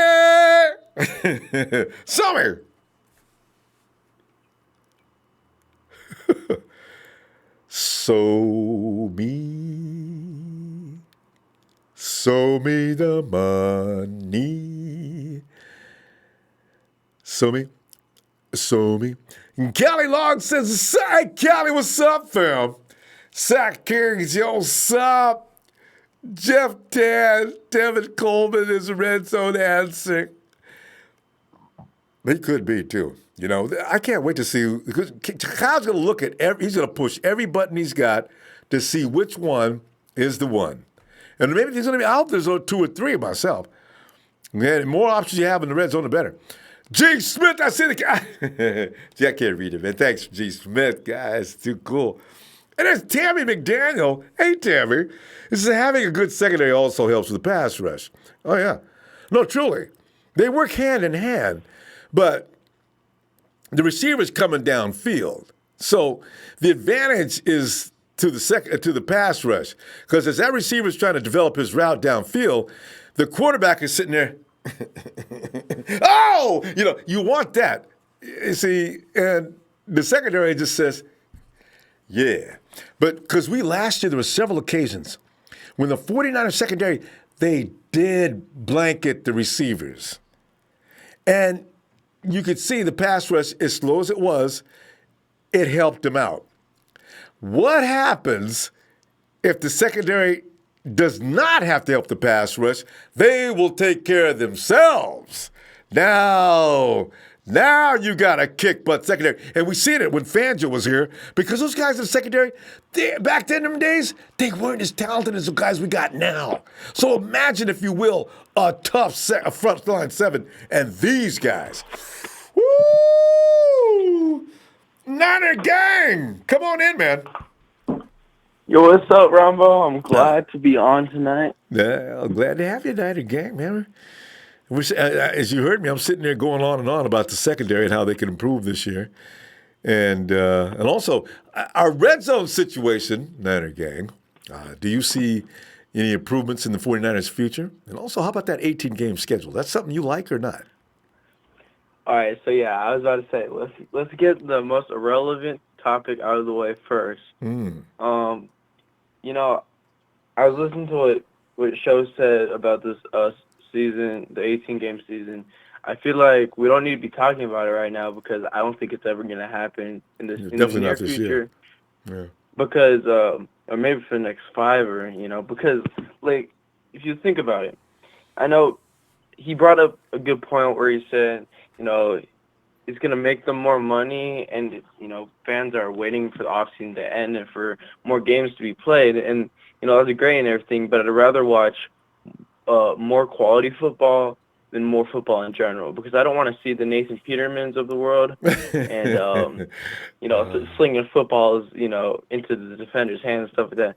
But so, like, I would keep the 16 games and I would keep the 4 preseason games.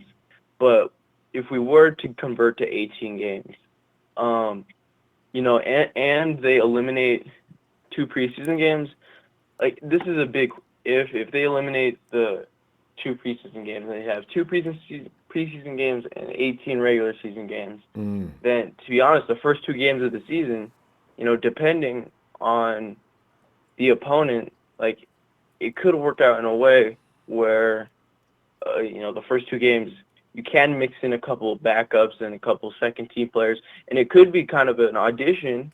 It just all depends on who you're playing, because let's say if you're the Bills and you start off the season against the Patriots or, a good team like that, then you're not going to have the opportunity to play your second-team players because you're going to want to win that game. So, absolutely. it all depends. So that's why I'm against it. Definitely agree, though, with the money making and the more football, but I'd rather see quality football than quantity. As of right now, because of course, timing, the 49ers are starting to get it together. And I just wanted to line one thing there, because the thing is, if you cut off 2 preseason games, the players all of a sudden lose leverage in that conversation, because the owners just say, you were going to play 4 preseason games anyway. So I don't see why we're going to have to extend any more personnel on rosters, nor should we be held accountable for any more funding, as those are 2 games that you were going to have to be on the field. And the players can say, whoa. Those 2 games that you're talking about were used. We were sifting through players to see who's going to be added to the roster. Starters weren't playing. You're still not going to be starting.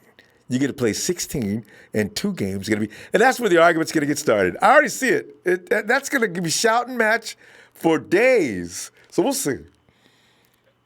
Yeah. Where am I going to go next? Let's go with the turnovers. I've never been a pessimistic fan. I've always been pretty much one of the most optimistic, in my opinion. But, the secondary, it really needs to prove itself this year. And I know we've added Varrett, and we've added a pass rush, which is going to, nowhere to go but up to boost the production from the secondary. But, I think we really got to prove ourselves, especially against those good offenses, in the Saints, you could have some trouble with the Browns with the weapons they have, and even with the Steelers still, even though they don't have Antonio Brown or Le'Veon Bell, they got Connor and Schuster and, players like that. So, they got to prove themselves against good receivers and good, offensive schemes. And but in my quarterbacks opinion, like I think, Roethlisberger. yeah, and, even Mayfield, even though, I think he's actually not going to live up to the hype this year. I think the Browns will still be I think the Browns will be decent, but I don't think the Browns, the Browns could make a pass, but I'm just going to say, Mayfield isn't going to be Patrick Mahomes or anything like that. I know, man, because they're putting the Browns in the Super Bowl conversation already. I said, come on, man. You guys, we can't get no conversation, but you can give it all to the Browns. Okay, that's fine. Go ahead. God, I can't believe it. But it would be a fun game because, it would be Browns versus 49ers in the Super Bowl. So that would be a really fun game to watch. And that game, if the 49ers win that game, all those people who are already putting the Browns into the final championship game of the AFC Championship, all of a sudden we said, well, we may have understated the 49ers and overstated the Browns. I can't wait. Oh, if that conversation, God, not again. That would just make my year. All the way in week 4. Or week 5 for us. Yeah. Yeah, okay. So secondary, I think we'll be decent. And, we could get up there. I already think our defense is going to be, at least in the top half of the NFL, if not top 10, top 12. So I think we'll be... It's too much talent. We'll be just fine. I don't think we're going to, outstanding, outstanding, especially in the early going, we're going to get things together. But, that'll be a little chemistry. Yeah, but you got some weaker teams to deal with early on, because the Steelers, as good as they are, they're beatable. They're not invulnerable like they used to be. The Steelers we can beat. Yeah, the Bengals, Tampa Bay, they're installing a new program as well as the Bengals. The Steelers are not invincible any longer. The Browns is going to be the biggest test the 49ers get in the first few weeks. And after that, the travel schedule is the big test. Then how well can the 49ers travel? And that's going to be the thing, because they got a lot of road games this year. Whoa, man, East Coast swings too. Yeah, and also, that leads me into the red zone production. We really got to produce. And the thing is, the entire story of last year, the reason why we were down at the bottom, think about how many injuries we had on offense. And, we can blame everything on injuries. But that's truly the main thing because if we have think about it, if we have Jimmy G and we have Jeremy, even if we had Jeremy McKinnon without Tevin Coleman, we just had Jeremy McKinnon and Breida, we'd have so many more threats in the red zone, and then healthy Keys for at least if he gives us 14 games, and if we get Pettis for a majority. You can't just put the center, you put the quarterback under center and say, okay, get that touchdown. Now you got to have more weapons out there than that. And good point.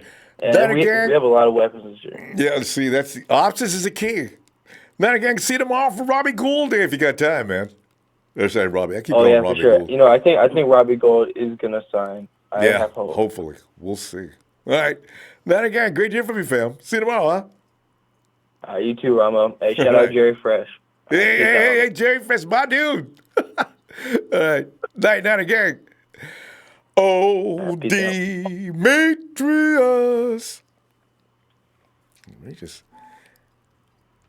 Usually, Demetrius, if you miss him the first time, it's pretty late. Wait, I heard something. Demetrius, you there? Yeah, you missed Demetrius the first time. He's done for the night. He's asleep. All right. And since day one, come on in, man. What's going on, my family? Hey, day one, man. Hey, you know what? We're dialing back and looking at some of the differences between last year's team and this year's team. And we were last, as you know, as far as the red zone. We couldn't get in the red zone to save our life. This is why Robbie Gould thinks he's worth so much money. But you don't know. We ain't going to have that kind of trouble this year. And then as a secondary was also complete butt, getting beat on every other play last year. We were dead last in that area. No turnovers, no pickoffs. And then, of course, and also since day one, we're 18-game schedule is not winning amongst the calls tonight. I think we got one or two people, but everybody else is not in favor of it. But what are you thinking? I'm going to, for the first time, I'm going to have to agree with the Big Show for the first time. He's, and like you said, hold on, give me one second. Here's that bike light. Sorry? Bike light? Bike light? They're going to be over by the light post and then down the aisle. Thank you. Are you shopping? Yeah, I mean, I think, but real quick. Yeah. Yeah, I had to take care of some shit. No, but yeah, I think what they're gonna do though, with a lot of the petitions that they're putting out, they're gonna take. If it does happen, it's not gonna be 4 preseasons. It's not. Yeah, see, I don't think so either. I don't think they're talking about cutting preseason short. The most will be 3, but I doubt that. I think it'd be 2. 2 is good enough. You don't need 4 games to go out there and prove what you got. I mean, like, you got it or you don't. Yeah. Go out there and handle business, and then if not, then maybe if they see something, if you stand out and maybe a joint practice or something, you stand out that much, I guess they might give you a shot. But other than that, hey, you know what? You're right. They're going to increase joint practices because they want. Yeah, you're right. The coaches aren't going to want to have less time to look at their talent, so that's what they'll probably do. Right. Yeah. They'll find a way to get in some more preseason. They'll find a way, and they'll be like, let's get an extra 2 joint practices or maybe 3, and then they'll do that. But I think it'll be good for the league. I mean, like, we're worried about injuries and stuff. Like, when's the last time you heard players crying about load management? NFL players, like, these are grown men right here. This is what they live for. This is, like, come on now, don't be scared to throw a little bit more on the plate. I think we're just over exaggerating. Yeah. You know what? The thing is, the players say, if you guys are going to make more money, don't leave us out. And there's where the arguing and going back and forth starts. You guys going to give us a cut? You making more money on a couple extra games? How about us? Oh, no, that's that's mandatory. They're going to get paid more. They ain't stupid. Yeah. And the owner should know that. The owner should know that. And just go ahead and come in with a program to start. Don't start an argument. Just say we're going to give you guys an extra 30% or whatever, or 40%, whatever the case is. That's gonna be part of the discussion. Has to be.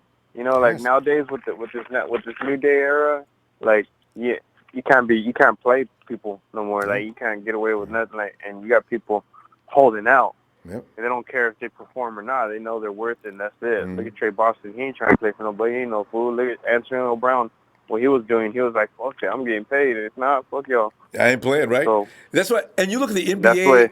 and what the salaries they're paying there, Major League Baseball, those guys getting paid grand Yeah. theft dough, and 49ers are still trying to get scrambling for a little few nuts. You know, it's kind of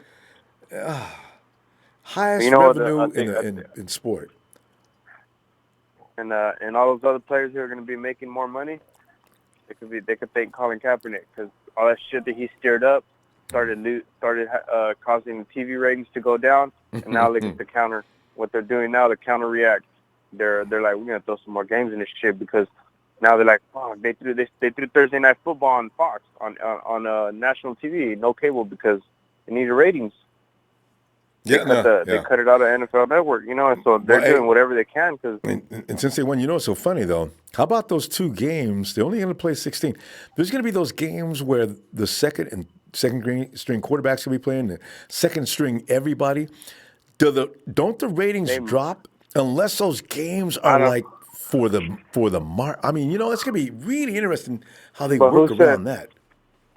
But who said they're going to do that though, Ronbo? Like, who's saying that the second string's going to come in? Like, you think it's much of a load management that they're not going to be able to play? Like, every game counts. You don't think they're going to play all the games? Yeah, but no, then there's 16. The starters will play 16 games. That's all they're allowed to play. 2 games of the year. So they're saying they only 16 games. Starters only 16, and then teams have to bring in second stringers. Oh yeah, mix it up. Yeah. So it's you gotta mix it up. But yeah, that's going to be a thing. You gotta keep everybody. You gotta keep everybody on toes. Keep them on the P's and Q's. You can't let the opponent. The opponent can't know when your second string's gonna come in. Well, yeah. They're like, you know that. So it's just we won't even know. But late in the season, you'll know, because now you can count. You know, so we'll see. Yeah, you're right, Ronbo. You're right. It's crazy. Appreciate what you do though, but I mean, be ready for a great season of football and be ready to cheer and be ready to lose that voice. It's gone. Every year, I mean, screaming at olives. We're coming out hot, and then I'm not gonna lie, I get irritated when I see the Brown when I see everybody getting hyped up about the Browns, like they're actually tossing it up in there. What have they like? They signed OBJ. OBJ. After they got OBJ, everybody's like, "Oh, brother, man, come on, dude." But you know what? The Browns look like they might have been tough before he came. So that's why people are putting them in the high conversation now. Because here comes OBJ. But OBJ cannot play a whole season either. They talk about guys that get injured. Fragile. He's the king. Yeah. I know. Have you seen that movie with Bruce Willis and that other black guy? He's I think it's Unbreakable. The Wyden. Is that one of the ones? I think it's called Unbreakable. Samuel Jackson, yeah. That's Samuel Jackson. Yeah, that's him in the wheelchair. This dude can't play. This dude, come on. And that's why I didn't really want him that much. I was like, man, this dude, like, he's real fragile. Come in and play it behind. And I guarantee, Ronbo, man, I don't want to make any bets. You got a lot of jerseys coming your way anyways, but I guarantee you, mark my word, this guy is not going to last 16 games, Ronbo. I appreciate that. But yeah, I'm going to send a shout out to the Niner Empire. You guys stay faithful, stay patient, stay loyal. And, hopefully, if everything comes through and God wants, then you'll be back here tomorrow night, and we'll be right here waiting for you, Ronbo. Hey, appreciate what you do. Thanks, fam. You have a great night, sister. Well, hope you find what you're looking for while you're shopping. I see you tomorrow. Yeah, I'm right here. I got stuck, so I gotta go back. I'm gonna handle business. So appreciate it, Ronbo. You guys stay up. You guys take care. Hey, you too. All right, Ronbo. Hey, and I see Kenny says, I fought for Joe Williams also, but how'd that go? I know, right? I wonder what he's doing these days, too. Thanks for the contribution, Kenny. Everybody, NFC West Nemesis, Hall of Fame coach Chad Garrison, thanks for the contribution, gentlemen. And also, Faithful Empire, thank you. He says, hell does Cap have to do with it? Oh, hell no. Faithful Empire. I don't know. Cap will always be in the NFL conversation. I got a feeling for years to come, because now he represents something other than football. So, yeah, that's going to be the case for a long time. Sheik! Oh, what's going on, brother? What's going on? Sheik, I'm glad you're here. Why don't you talk about some of the things that are going on with the 18-game schedule while I take a 30-second break, okay? Yeah, definitely, brother. I'll be right go back. ahead, do your thing. All right. All right. It's the Sheik Show. This is great. I wish I should take my head. I have my Bluetooth. Ronbo, faithful! I see you guys watching right now. 242 people watching.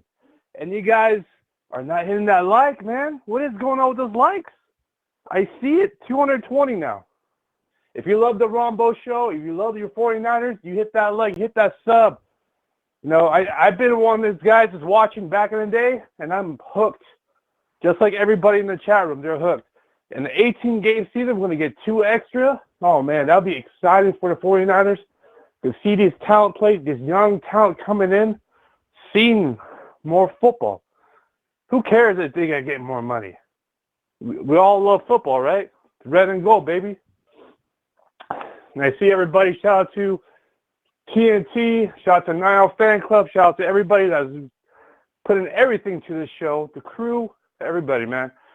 And Ronbo, you know, he's the man. I can't wait for when he gets that orgasm, the Ronbo orgasm. That'll be great. Shit. What is he? I come back and Sheik's talking about orgasms? What's going on here? The Ronbo orgasm, Sheik! Hey, no, Sheik. It's PG, man. It's PG. There you go. Remember that, all right? Let's get it. What are they talking about, Daddy? Oh, don't pay attention. It's just Sheik. He's being funny. Yeah, I'm just promoting your show, man. I love it, man.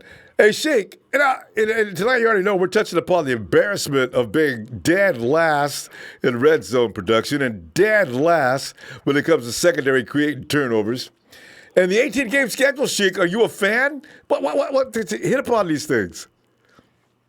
I think, you know, obviously people are worried about injuries and this and that, but the thing is, who doesn't want more football? You know, I would rather have 3 preseason games and then have 18 games.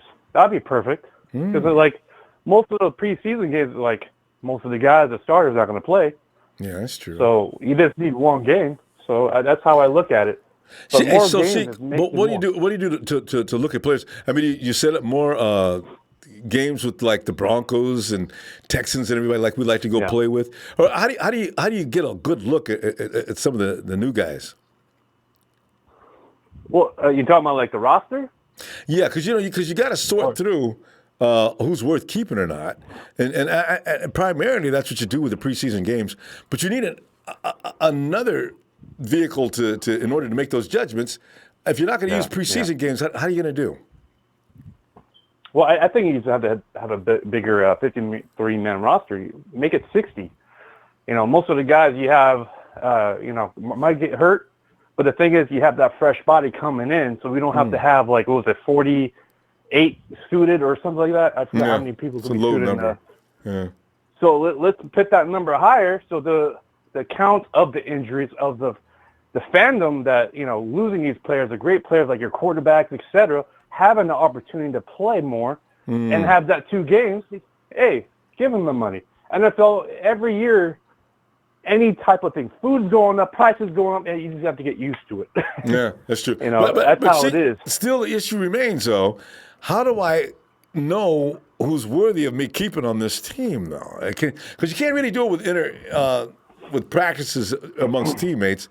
I got to know if I put this guy against the opposing team, how he's going to do, or else I got to cut him. What if I make a mistake? You know what I mean? You need a process to sift through the riffraff and get the good players.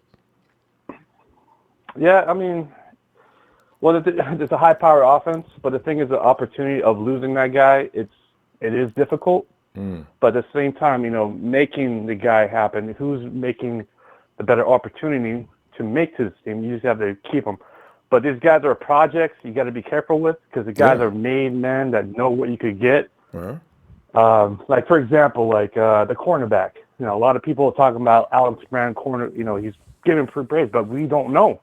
We haven't seen him on the NFL yet. Yeah. But like the Jordan Matthews, for example, he's a well-known veteran. He definitely does. A red zone guy. Like Big Show does not like Kendrick Bourne, and he said he's not doing that thing, but he said Jordan Matthews. Those positions could be taken. One of those. That's why, like I say, having more people on the roster, so we don't have to make that choice of Jordan Matthews, Kendrick Bourne, Taylor, or Richard James. Both. Yeah. Keep them both. Well, and that's good. That's but there's some guys out there that really are bad.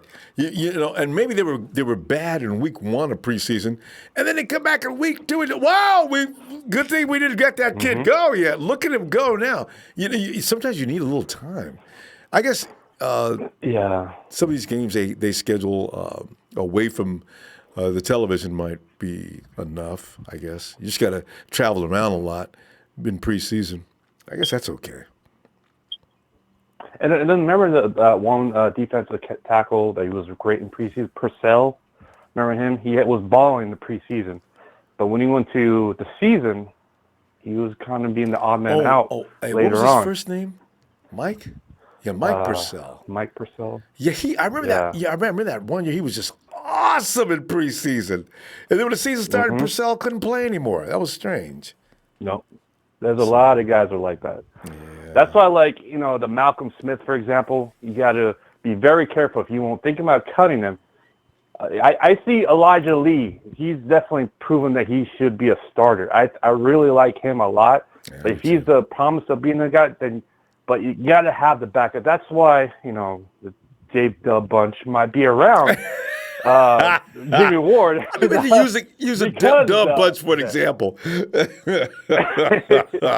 I have to wait the space, but at the same time, you got to have that depth to make, things could happen. You have to have that backup. True. But the thing is, we got to see, man. But it's early, and I'm excited for the 49ers. It's been a long time. We've been waiting for almost a year and a half because when Jimmy went down, everybody knew the season was over. Yeah. So it was very difficult to watch. Hey, that's right. And, we've only had a year and a half. Yeah, we've only had a year and a half of bad football because when Jimmy came in that last part of 2017, that was good football. So yeah. But the Robert Gold situation, Ronbo, the thing is, in my opinion, I really wanted to bring a safety in, but we didn't do it. So why would we go get another kicker? Well, we may have Robert no choice. Gold, I think he's going to. Yeah, I have no choice. I don't know. I know kicker just kick the ball, but the chemistry with the punter and the placeholder and the long snapper. These are things that you need to do now. You can't wait till game 1, Robbie. What's the punter, man? Yeah, he's supposed to be coming in. Him and Mitch are supposed to be getting on the same page together. And there's Robbie hanging out at golf tournaments, celebrity golf tournaments, and having fun. Robbie, did you bring your family with you here to Tahoe? I mean, you can't come to practice, but you come to Tahoe, and you're by yourself. I thought your family was something you wanted to be with 24/7. We don't get it. So, there's something else going on with Robbie. It's not all about family, I don't think. But we'll find out tomorrow. I wouldn't be surprised right now. They're most likely talking to him if he's around in Tahoe right now because it's really close to the Bay Area. So he could definitely. Could you see? Yeah, it's kind of close to you near Sacramento. You can drive to Tahoe in about an hour and a half? It'd be 2 funny. hours, hour and a half. It'd be funny. You drive over there and you see Kyle walking around the area. Hey, Coach, what are you doing here? I'm here to talk to Robbie. We're going to see if we can get it. We've only got a few hours to go. I got the paperwork and everything for him. We'll see if we can get him done. Hey, Robbie's getting special treatment. He's out here playing golf, and the 49ers are coming to his butt. This guy's the biggest prima donna of all time. Robbie's starting to really piss me off. I'll tell you the truth, Sheik. I used to love this guy with a passion. He's starting to really make me mad. He is just really something I didn't know. God. And his name fits for the 49ers, man. But the thing is, $5 million, he's going to take it. He's going to go for the year, and then he's going to go to the winning city. That's why would you throw away $5 million? But the thing is, Ronbo, if we did trade him, highest, I think, in my opinion, is 6th round. I don't think they're going to go higher than the 6th round. Nobody's going to get. He's 37 years old. I don't care how good he is. He's a kicker, number one. He's 37 years old, number two. You can't give him a long contract because he's, if a 40-year-old kicker, he might get fragile or something at that time. So, Robbie's just really, I don't know what he's asking for, but I got a feeling it has something to do with longevity. And I got a feeling Robbie's saying, give me a 4-year contract. I want X amount of dollars. And let's call it a day. And well, Robbie, that's no, and then that's when the problem starts. Exactly. So, well, it's early, man. We have football season, man. So, yeah, we got anyways, other good things besides Robbie. Yeah. And Matt Bryant. Shout out to you. Shout out to everybody. The season's here. Finally, Ronbo, we got our football around the corner. And I just got my George Kittle jersey, the red. Oh, you! God! Yeah. I just got that. Right. I love that shirt. So you're red and gold proud, and let the other fans know where we are from, baby. And loud. 5-time Super Bowl champions. That's right. Loud, baby. So yes. Faithful! Hit that like for Ronbo Sports. If you love 49er football, this is the place to be, baby. Let's go! Thanks, Shake. Thanks for holding it down for me while I'll take the little boy break. Shake, see you tomorrow, fam, on Robbie Gold Day. All right, fam. Definitely, brother. Robbie Gold. Tomorrow, baby. Hey. Shout out to everybody. Hey, have a good night, Shake. Hey, let's go check out Russo. What's up, Ronbo? Russo, you know, a lot of things are up. And I don't want to jump the gun. We're going to wait on Robbie. But listen, have we addressed the red zone thing? Or was that, in the first place, was that nothing more than just a lack of personnel on the field? Also, the secondary, are you satisfied? Was that a systemic problem? Was it about, A, you can't put the horse in front of the carriage, or is it the secondary's fault? And also about that 18-game schedule, Russo. All your thoughts on that stuff. What are you thinking? So, the red zone and, the lack of creating turnovers, they are two completely different things, but they absolutely go hand in hand. So, if you are forcing turnovers, you're generally going to have a shorter field, which will lead to more opportunities in the red zone. Absolutely. And if you're constantly allowing touchdowns or field goals or whatever the case is, you're setting yourself up for a longer field to have to travel to get to the red zone. Brilliant. To give yourself an opportunity. Absolutely. And if they're scoring touchdowns and you're starting on the 25, by the time you go 60 yards to even get to the red zone, you're gassed. Yeah. That's you're not always getting to the red zone in 2 plays. That's usually 60, 80 yards is gonna be a 10, 12 play drive, and you guys start to get tired. I see the lucky George Kittle shot. Yeah, it's absolutely right.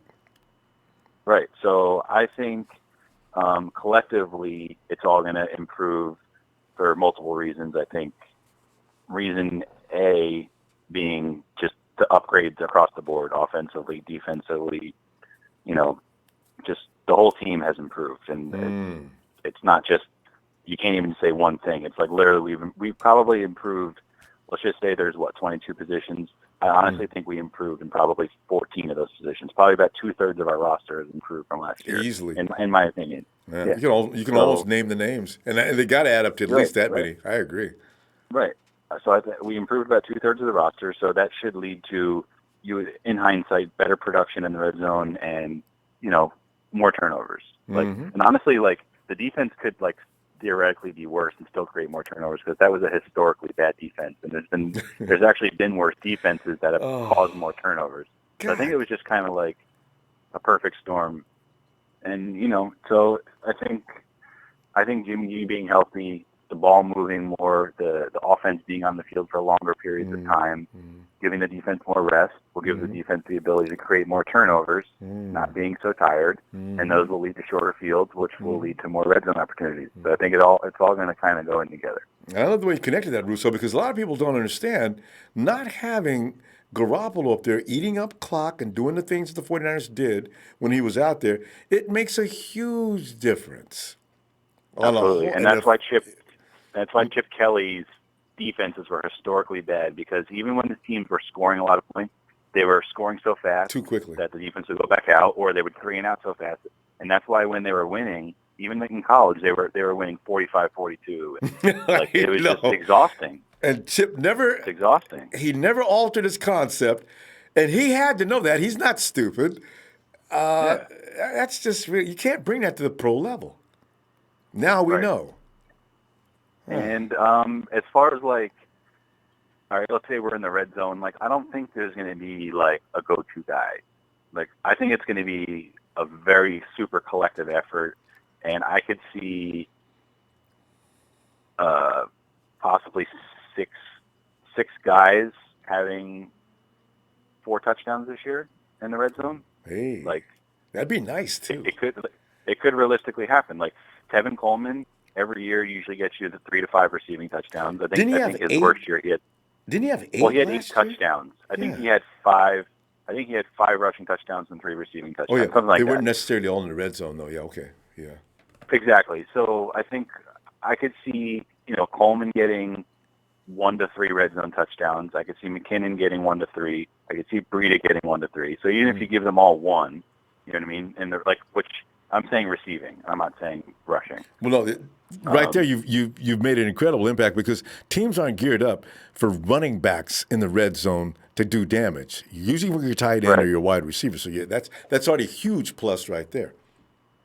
And technically, you would have to say that Breida is the worst pass-catching running back of the 3 of them, and he has really good hands. Yeah. See, that tells you something right there.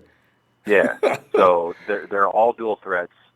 And then, Kittle is obviously going to be, I would assume he would be the number 1 red zone target. Yeah. He's, the biggest guy next to Matthews. And but he's you working figure on his route running. Yeah, you would kind of have to think that Matthews, if he makes a roster, would kind of be more of a sub-package guy, like on a game-to-game basis. Like, there's no way he's playing every snap like Kittle is. Like, Kittle's only coming off the field because he's gassed. That's the only reason I could ever see him coming or injured. Russo, so here's one question, though. If I know Jordan Matthews, 16 out of 22 is an incredible percentage of red zone shots. If I'm the DC and I know here comes Jordan Matthews, does that automatically tell me the 49ers are going to him, and do I defense up on him? And does Kyle play into that kind of thinking and go away from Matthews? Can Matthews end up being a bigger decoy this year than anything else? He'll only work a couple of times, and then you got the league shook up. Yeah, well, I mean, he has 22 career touchdowns, and 16 of the touchdowns are from the red zone, right? That's incredible. That's got to be one of the best stats. Right, that is incredible. But how many targets has he had in the red zone in his career? Maybe he's only converted like 16 out of 100 something, and it's actually kind of the way you're looking at the stat. Yeah. Maybe he's not as great as running after the catch. Like, I think maybe that stat could be skewed to be viewed as like, wow, this guy's he's always scoring in the red zone. But if you got to look at the red zone specifically and not look at the amount of touchdowns he's had and what percentage of him was from the red zone. So, obviously, and I'd like to analyze that stat a little further as you say. I want to know the whole. I need to see the whole flow sheet. I want to know how did you do that? 16 of your 22 right. So TDs you would break that down from the 16 red zone touchdowns, and then you would break it down from there. So the other 6 touchdowns are completely irrelevant, and any stat from outside the 20 is completely irrelevant. You just want to focus on his red zone stats, which he has 16 red zone touchdowns. So I mean that already is probably I don't know, 8 to 10 more than the rest of our roster combined. So and like you said, the rest of the roster combined. Receiving core, the rest of the receiving core combined. So he's going to have a lot of experience. So worst comes to worst, he's going to be the guy who's been there, done that. Like, he has some experience. So quick, we're out of time. What we've covered the. Did you go to the red zone? I mean, the 18 games. No, I didn't do that. But I guess really quickly, what I was thinking on that is, me personally, I could care less, honestly. Like, 16 games, 18 games. A lot would have to change if they're going to change it to 18 games. Like, they're going to have to, increase the salary cap. They're going to have to increase pay because they're not getting game checks or preseason games. Those are all just kind of like considered like off-season activities, like the way they get paid for stuff like that. So they're going to have to. And then like the key thing, I think the key issue from what I read and what I heard, what's his name? Something Smith. I think he's the head guy who talks to the Players Association. So they say that you must play 3.2 years in the NFL to be qualified for the pension that they give you when you retire, and then extending it to 18 games would drop that down to 2.8, which would take 0.4 years of life they would want to be. So if they're going to agree to this deal, they're going to want 2.8 to be the target number for the pension for the players when they retire, because they're adding in 2 games per season. And I wonder what equations they use to arrive at that. It's going to be interesting to see when they start applying formula to certain things, and who's going to get PO'd, the players or the owners the most. This is going to be really interesting coming up. So from what I read and what I watched a little bit on it, that was the thing that seemed to be the standout issue, is they're more worried about after football life and pensions and stuff like that, more than like what are we going to get paid for this week. So that was what I took from that. And it makes sense because those guys come out of football, they can't do anything else. Unless you're going to work at a booth, and there's not enough booths in the game for everybody to work in the booth. So yeah, And if you're going to add 2 games to every season, and 3.2, so you're talking an extra 6, almost 7 games within a shorter amount that someone would have to play to receive that pension. And if a guy plays 10 years or something like that, his body's just battered because he's played like 20 extra games compared to his players from previous seasons or years, right? That's crazy. There's going to be a lot of thought in this, Russo. I just hope they don't lock out on it, So, I mean, NFL can't afford to lock out. I know, right? That's what I keep thinking, too. I think lockouts in sports are a thing of the past. I'd be shocked to see a lockout in any sport. Billions of dollars. Yeah, in my lifetime, I'd be shocked to see that again.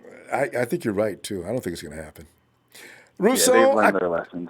Yeah, in the past, they've already learned. It doesn't benefit anybody. Russo, all right, hey, bro. let me see tomorrow, fam, for Robbie Gold Day. All right, we're just going to call it the Robbie Gold Day. All right, Russo. Fingers crossed. Hey, appreciate you, fam. Talk to you later. All right, later. Robbie Gold. And Justin's a huge fan of Robbie. Justin. Justin. Oh, God. Oh. What's up, Robono? Hey, Justin, man, we're just sitting up here examining the painful truth that we're going to have to live with for the rest of our natural lives. Is the 49ers in 2018 had the worst secondary in football history. we did something. It's the second time we've set a record on defense of being pathetic. Wait, we just barely realized that? I thought that was apparent. We just barely realized that? I thought that was like apparent. It's one of those things. That was like the main factor. And I just said it's the kind of thing you don't want to think about it. So you're not gonna keep it planted in your mind that you guys were the worst. Your team just was awful, and it goes down as one of the worst seasons ever. You can't. I still haven't gotten over us being the worst against the run in football history, having allowed running backs get over 100 yards for like 100 games in a row or something crazy. Oh my God, no. And then the red zone situation, we can't get in there. Only Chip Kelly in the last few years has been dominant in the red zone. And Chip was, man, they were good. Red zone's got within the 5-yard line. 49ers got 5 yards out. They were coming in with Chip. But Chip's gone and all his madness, as is bulky. And now here we are, the worst with Kyle Shanahan, who owns one of the most productive offenses of an NFL history, number 7 to be exact, but yet we can't get into the red zone in 2018. It makes no sense. You know who's going to help us though, reckon in our end zone, right? It's going to be Big Show's favorite player, Kendrick Bourne. It's going to be Big Show's favorite player, Big Show hates that. Big Show, and go to Kendrick's Instagram and take a look at how hard he's working. You cannot disrespect him. God. He's making his team. He's going to make this team. I'm pretty sure. But I will go to the topic. 18 games is not a good idea at all. That is not a good idea. That is a lockout waiting for happen. And I will disagree because I heard what Big Show said. That's everybody. Of course, everybody wants football. But the NFLPA has come out this 18 games has been talked about for about 5 years. Like this isn't just barely coming out. They've been trying to get 18 games for 5 years, and they're just barely making steps towards it. You're getting louder but this year. The issue is that this will probably lead to a lockout. I'll give you 2 reasons why. So when the NBA and he says that we're the largest, big shows that we're the largest. That's incorrect.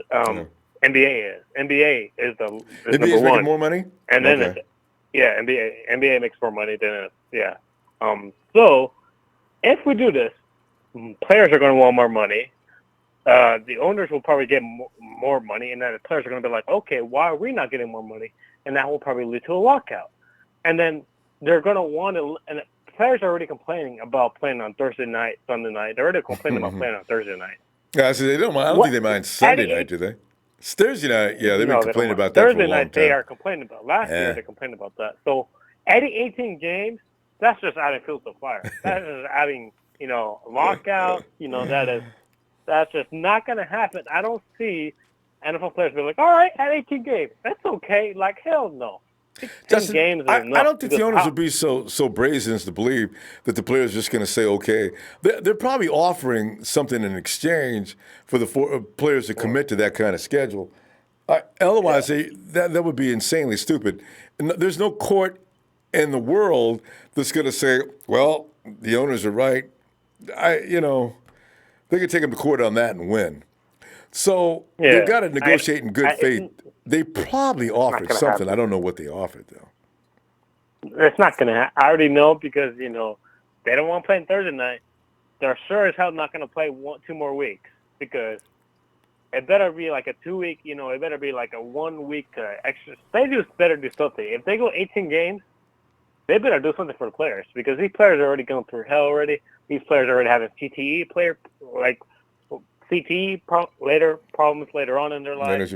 That's just adding more and more issues. Just for the players. You brought up something that I wonder if the players would dangle that chip, say, okay, we're going to play 2 more games, but we're getting rid of that Thursday night game, and then oh guys, that's okay. Well, then we don't one or the other. If we play an extra 2 games. That Thursday night game, we don't like it. It's a short week. Guys are coming in still sore, still hurting, and you insist on that Thursday night game. We don't want to play. We told you about that years ago, and you insist, and then the argument starts. Yeah, that's my point. I'm like, okay, if you want to add 2 more weeks, get rid of Thursday night football. There is no need. There is no reason for players to play on Thursday night. There is no reason. There is zero. It's not quality football usually either. Yeah. So. Yeah. So and some of the teams, and last year. How many of the Thursday night games were actually really good? None. Yeah, that's what I'm saying. Like, some of them were blowouts. It's not quality football. Some of them were blowouts. Yeah. So, except for Hoyer. Hoyer had his greatest football game of all time on a Thursday night in 2017 when he was just lighting it up. Boy, he threw some key INT, but that was a good game. I was at that game. Yeah. It was a fluke. But I'm saying if you're gonna add 2 more weeks. Get rid of Thursday night football. That's it. There's no reason for that Thursday night football. And that Saturday night football, that's out too. Saturday night? Get rid of Saturday night football. Yeah, well, Saturday night football. That only happens at the end of the season, though. Yeah, I'm saying, but if that happens, get rid of that as well because there is no reason. Monday is okay because, Monday, all right, whatever. That's fine. Well, yeah, you didn't play Sunday, so Monday's okay. Sunday night, Monday night, Thursday, those are that's fun. just not okay. Yeah, those are prime time. I'm saying the NFLPA won't allow that. I already know. NFLPA is being so strict on what the players are going like remember with Zeke Elliott when he had that big old suspension at NFLPA? They try to protect their players a lot. They try to protect their players a lot. Because Zeke's going to need some protection again. That dude that he pushed down and said, "No, I need my money." Because so. Yeah, so I'm saying that this will not happen. Even though a Big Show says, "Oh yeah, we love football." You got to remember that this football is a very dangerous sport. It's not all it doesn't tickle or hurt. People get hit in the head too. So I'm saying, they're not if they're really gonna do this, get rid of Thursday night football. Get rid of it. There's no need for it. There's zero need. Justin, we need to stop. The deep, yeah. I was just finished with saying that deep threat, probably receiver, probably Dante Pettis. You know, I feel like he'll be a deep threat. You know, last year he proved he. Red zone. I think red zone. Yeah, I think he'll be a good red zone threat. You know, Vikings game. You know, and I feel like he can shine. So I'll finish up with that. And tomorrow, Robbie Gold's day. It's Robbie Gold Day. Yes, everybody wear your Robbie Gold jerseys tomorrow. I literally am looking at my phone like right now, I'm like refreshing for Niners web zone to see if he signed his damn contract. It's not happening tonight, man. I just wondered, does anybody own a Robbie Gold? Have you ever seen anybody, Justin, walking around with a Robbie Gold jersey? No, I seen a Pinion jersey. A Bradley Pinion jersey last year. That was ridiculous. I was like, what the hell has that kid have done? Bradley, I would never wear his jersey. 41.2. 41.2. And that once a week shank. Every game, that one shank. If he kicks over 3 times, one of them's going to be a shank. Anyway, Justin, I'll see you tomorrow. Yes, sir. I'll take care. Yeah. Have a good night. Yep. Take care. Good night. You too. Hey, I just realized Justin sounds like the bronchitis has left him alone, too. Hey, Deshaun. Yes, sir. Hello. It's me.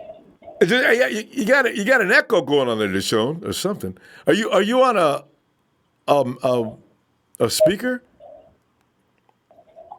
Kind of sort of about if I turn the volume down. Okay. Deshaun, come on in, man. Hello? Yes, it's me. Yeah. Hey, Deshaun, how you doing, man? You doing all right? I'm doing fine, man. I'm getting ready for the new season. And you ain't got to wait long. You got another week, another Sunday, and after that, every Sunday after that. I'm talking football. But Deshaun. Oh, yes, sir. I'm ready. I'll go home, man. I'm going to get all my 49 jerseys and all my 49 plaques. Yeah. I'm ready to go. There you go. You got to get them clean, and you got to hang that stuff back up. Hey, Deshaun, man. But our 49ers were the worst red zone team in the NFL last year, and our secondary was butt bad too. And Deshaun, do you feel like this year we could do some bragging about the red zone? How about the secondary? Are they going to kick some butt? And how about that 18-game season? Is that too much football, or do you want them 18 games? Well, 18 games is a little too much because we have a lot of injuries. Too many injuries out here. And these guys ain't going to survive with no 18 games schedule. They only have to play 16. But you know what? Every player needs to play 16 games. But here's the thing that I have a problem with. 2 of those games, people have to sit down. Every player plays 16. That's all he's allowed to play. So, but now, including the quarterback, I gotta bring in my second string QB. I gotta bring my second string offensive lineman. I gotta bring my second string defensive lineman. I gotta bring in everybody's got to play 2 weeks. That's it. I gotta shuttle guys around. If I got a knock dead second string, okay. But that's the stipulation of that. But Ronbo, that's football. A lot of people have a lot of injuries, and you go through stuff like that. I mean, we've been through it before. Every 20 year. years ago. Yes. Every year. It's the same old story. So we don't need to worry about all that. As long as we stay healthy, as long as, if we don't we don't give an excuse to have injuries like Jimmy Garoppolo not running out of bounds. Yeah. Damn it, Jimmy.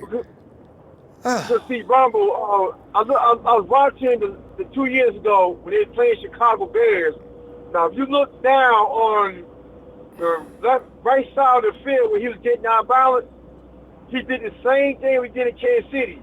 He tried to stretch for more yards and getting out of bounds. He got popped out of bounds and did the same thing.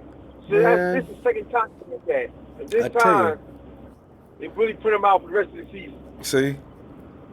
Man, if it was me and we told him, if he does that again, boy, Jimmy G, would he get cussed out. Because I already said, man, we told you about that, Jimmy, and you did that again? Oh, no. So, yeah, he's been told. I think they made him sign some papers. He can lose money doing that again. Run your little butt out of bounds. Exactly. That stuff leads to, not him not performing the next season, because you just never know. Yeah. First, permanent. You have it. Permanent, yes. I mean, next year you come back, you're going to be rusty, and now they're going to talk about trading you. And yeah, it'd be your fault. What happened? Well, okay, but what about the secondary? I mean, was the secondary, was that their fault? Was that the defensive line's fault? Was it the coaching? What? Are we going to improve this year in that, Deshaun? Is the secondary going to look better? The secondary is going to be better because when Adrian Kobe come back, I expecting him to have a jump season. And Crosby Talk, I don't know about him because he has injury issues. Yeah. But Harris, that's my man right there. That guy can tackle it. Marcel Harris, yes. See, when you have players that make good plays and struggles, they are going to be a good contender. They're going to be good players. Same thing about Kelly Witherspoon. You got to be a little more patient with Kelly Witherspoon because he came in when he was 19. Mm-hmm. He's still young. He got to grow. He got to get stronger. Yeah. Once he gets stronger, I'll tell you what. Odell Beckham Jr., everybody else is not going to get a lot of catches against him. Yeah. And he's flashed in his rookie year. He had a problem last year, but I saw something toward the end of last year that I liked. And Kello's done came into camp this year with an attitude. So I'm saying, you know what? I think people better wait a minute on Kello. Because everybody's talking about, he sucks, he'll never be anything. Well, just like you're saying, he was kind of young. I mean, he needs a minute to get to where he's going to get. So I ain't giving up on him. Not yet. No, just like Tim Ryan said, growth and development. You got to have growth and development. They're going to take you a little. Some players take a little longer. It's different. Yeah. Right. Some take a little longer. So, we're not our worst team. I mean, go back 20, 30 years ago when you had teams like when Arizona was called Phoenix, when Tammy Buccaneers was a bad team. Phoenix. That's right. They were Rams. They were sitting on 3 points all day long. Yeah. These last 5 years, they've been a great team. The problem is the growth and development. You got players retiring. You got players coming in. They're sharp, but they have injury issues. That's the only problem we have right now. So once we get these players together, I'm telling you, we're going to be a good team this year. And hell with everybody else saying. I agree. And that means you feel like we're going to score points because that red zone's been a problem for us for the last few years. But I think it's kind of obvious why the red zone's been a problem. You got Jimmy G sitting on the sidelines because he wouldn't run out of bounds, nursing a knee. I got Jerick McKinnon. He's also sitting on the sidelines because he's nursing a knee. And now I got a bunch of players that I really wasn't planning on playing as much as they did. And so it's no wonder the red zone could be easily explained. I really think so. So I lost I lost Garcon, lost Goodwin. I got my second line receivers out there. I got George Kittle as my workhorse. He's great. He's doing his job, but he can't do it for the whole team, although he damn near did. But still, I agree. Now, you go back to 2017 when Jimmy G was healthy, we didn't struggle much on the red zone. No. So if he's healthy this year, he's not going to struggle in the red zone because of that running back from Atlanta. What's his name? Tevin Coleman. Yeah. Tevin Coleman. Tevin Coleman is a receiver out of the backfield. I know. He's going to open up a lot of holes for Kyle Juszczyk, Trent Taylor, and Richie James, all the rest of them. It's going to be really tough. Yeah. We're going to be in the red zone this year if Jimmy G stays healthy. I agree. Because you got to respect about 3 guys now. You got Tevin coming out from the backfield. I got receivers. I got Trent Taylor sneaking around down there, too, in the slot. You can line up. Well, Jordan Matthews is probably, if he makes his ticket, he'll probably be in a slot. But what if I put Taylor somewhere else on the offensive line? There's options. I got a feeling Shanahan's going to be using that DCs are not going to believe. Woo!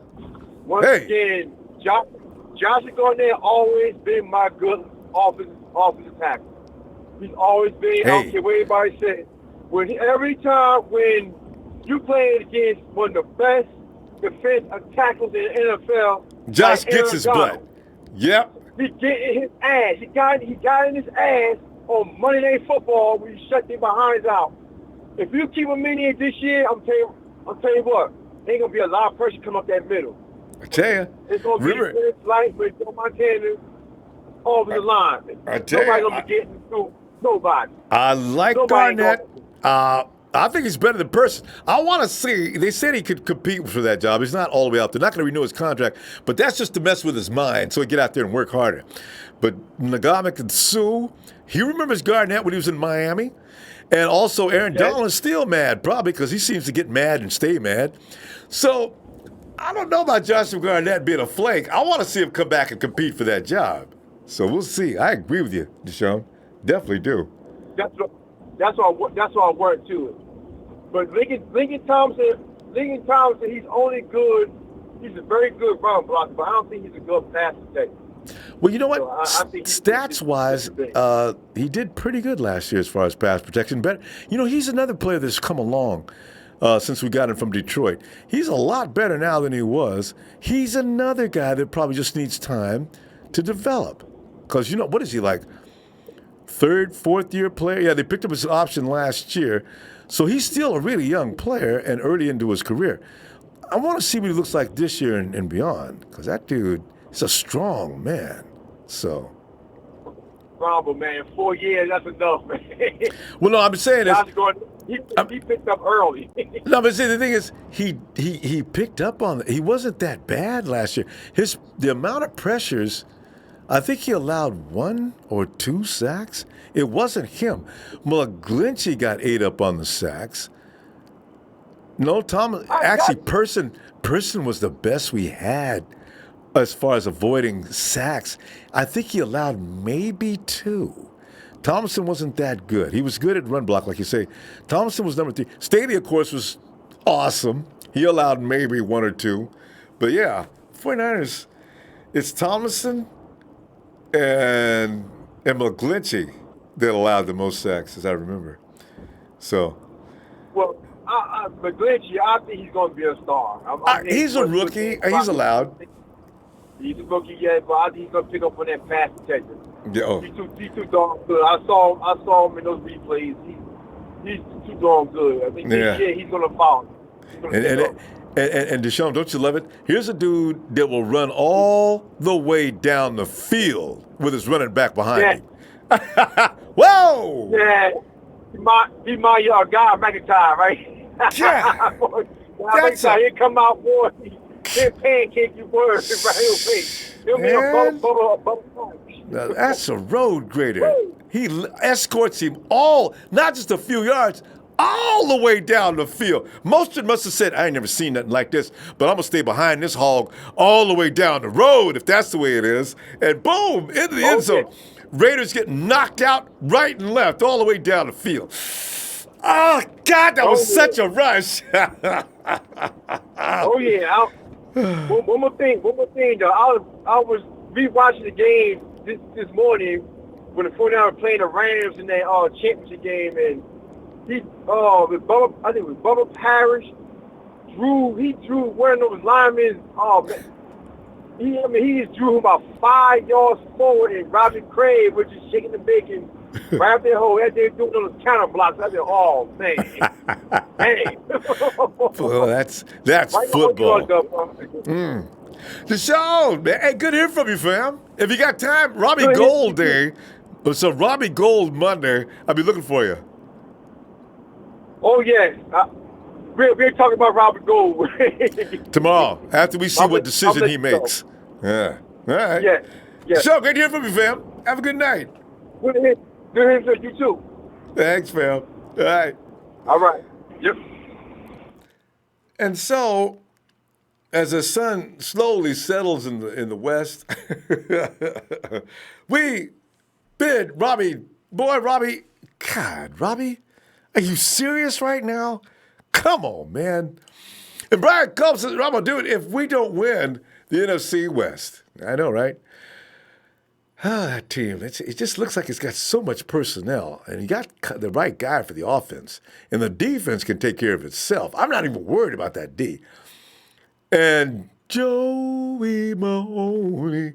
Joey says, can't wait to see our front line to get 30-plus sacks between Bosa, Buckner, and Ford. There it is, the 30. And J.C. Merrick, what's the latest on Bosa?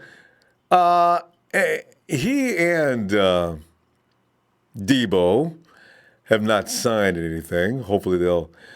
Last year, just to put things in perspective, last year, Dante Pettis was signed only one day before training camp got started. Remember, Solomon T, the year before, signed the same day training camp started. So this is just something that your first and second round players apparently have to do.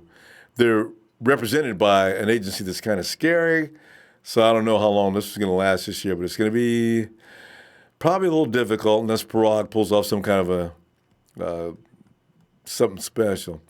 Manny Jimenez, what's up, Not Empire? Chad Garris is happy Sunday. Ronbo working that OT tonight, trying to catch as much of the show as I can. Extending 18 games is a dumb idea. Players hate it. Fans love it. But extending it, risk injury to players. Yeah. Chad, that's, that's going to be they're going to argue hard on this. But like Russo says, I doubt there's any more lockouts in anybody's lifetime from here on out. Lockouts are expensive for everybody involved. You just, I think they'll work it out, hopefully. And Reginald Harris says, what up? Many 49ers for life. And Jerry Fresh, officially fresh. Click on the Jerry Fresh. Click his name. Go right to his page. Jerry's always talking about the man's mind for football is outstanding. Check him out. The Jerry Fresh Show on his channel. Brian, we just went through that, right? Okay. Oh, he didn't finish it. I see. He said, if we don't win the NFC West division this year, we won't get credit. We'll get no respect. And it's because the NFC West has been beating us for years now. We have to win the West this year. And also, the NFC West has gotten really weakened since we were weak. Some of those teams that were up have come down, including the Hawks. And the Rams, I don't know. I don't see them being a powerhouse this year. That's too many people haven't left. And with a bell cow like Gurley not being the bell cow, you mean to tell me they're going to continue to be dominant? And after losing the Super Bowl like every team does, they're not going to come down off from that?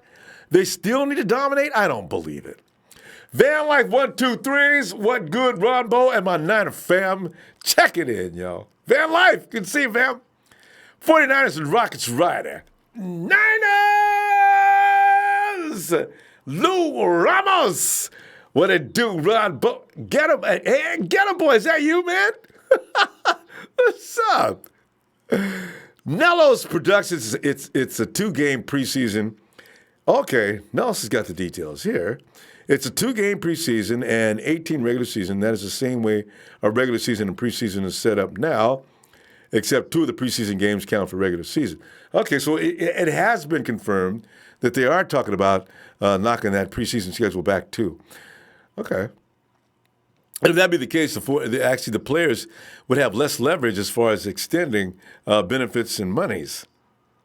Ooh, that's going to be a problem. And Cynthia said 18 games, ? I'm with the players, no without substantial compensation. Cam Johnson, Kendrick Bourne is putting in work. I'm telling you, Cam, I know. I mean, between me and you, man, we are Bourne fans. Right? And Jeremy Hannaberry says, man, I've been watching the full games of other teams that have dudes that we got now. D Ford is going to kill quarterbacks this year with our defense. I tell you, man. Here's the thing. Our defense, you can't put that many guys on the front line and expect them not to excel. That's too much. Bosa come from one side, D Ford come from the other. I mean, Defoe's been waiting for this kind of help for a long time coming up the middle. Now you've done it. Force from the sides, up the middle push. That's ultimately every team wants that. And Kenny, Alex Brown, Contavious Street, Julian Taylor, Wisnowski, Samuel. Guys, I'm excited to see. Woo! Let's go. Woo! You gotta see, right? Anthony Wright says Tevin Coleman is super fast. Niner fans as he can take it to the house. He is a great receiver, either out of the backfield or he can split him wide or in the slot. And I wish Coleman nothing but the best. Anthony, are you a Falcons fan? Is that right? Because because I've seen some Falcons fans talk about how they miss Coleman already. So, yeah. All right. Hey, fam, please hit that like before you go to say goodnight. And, hey, it's Robbie Gold Monday. And let's see what he does. And we'll go from there, fam. I think we'll be okay. We got to find another guy, but maybe we get to keep Robbie. Who knows? Good night, fam.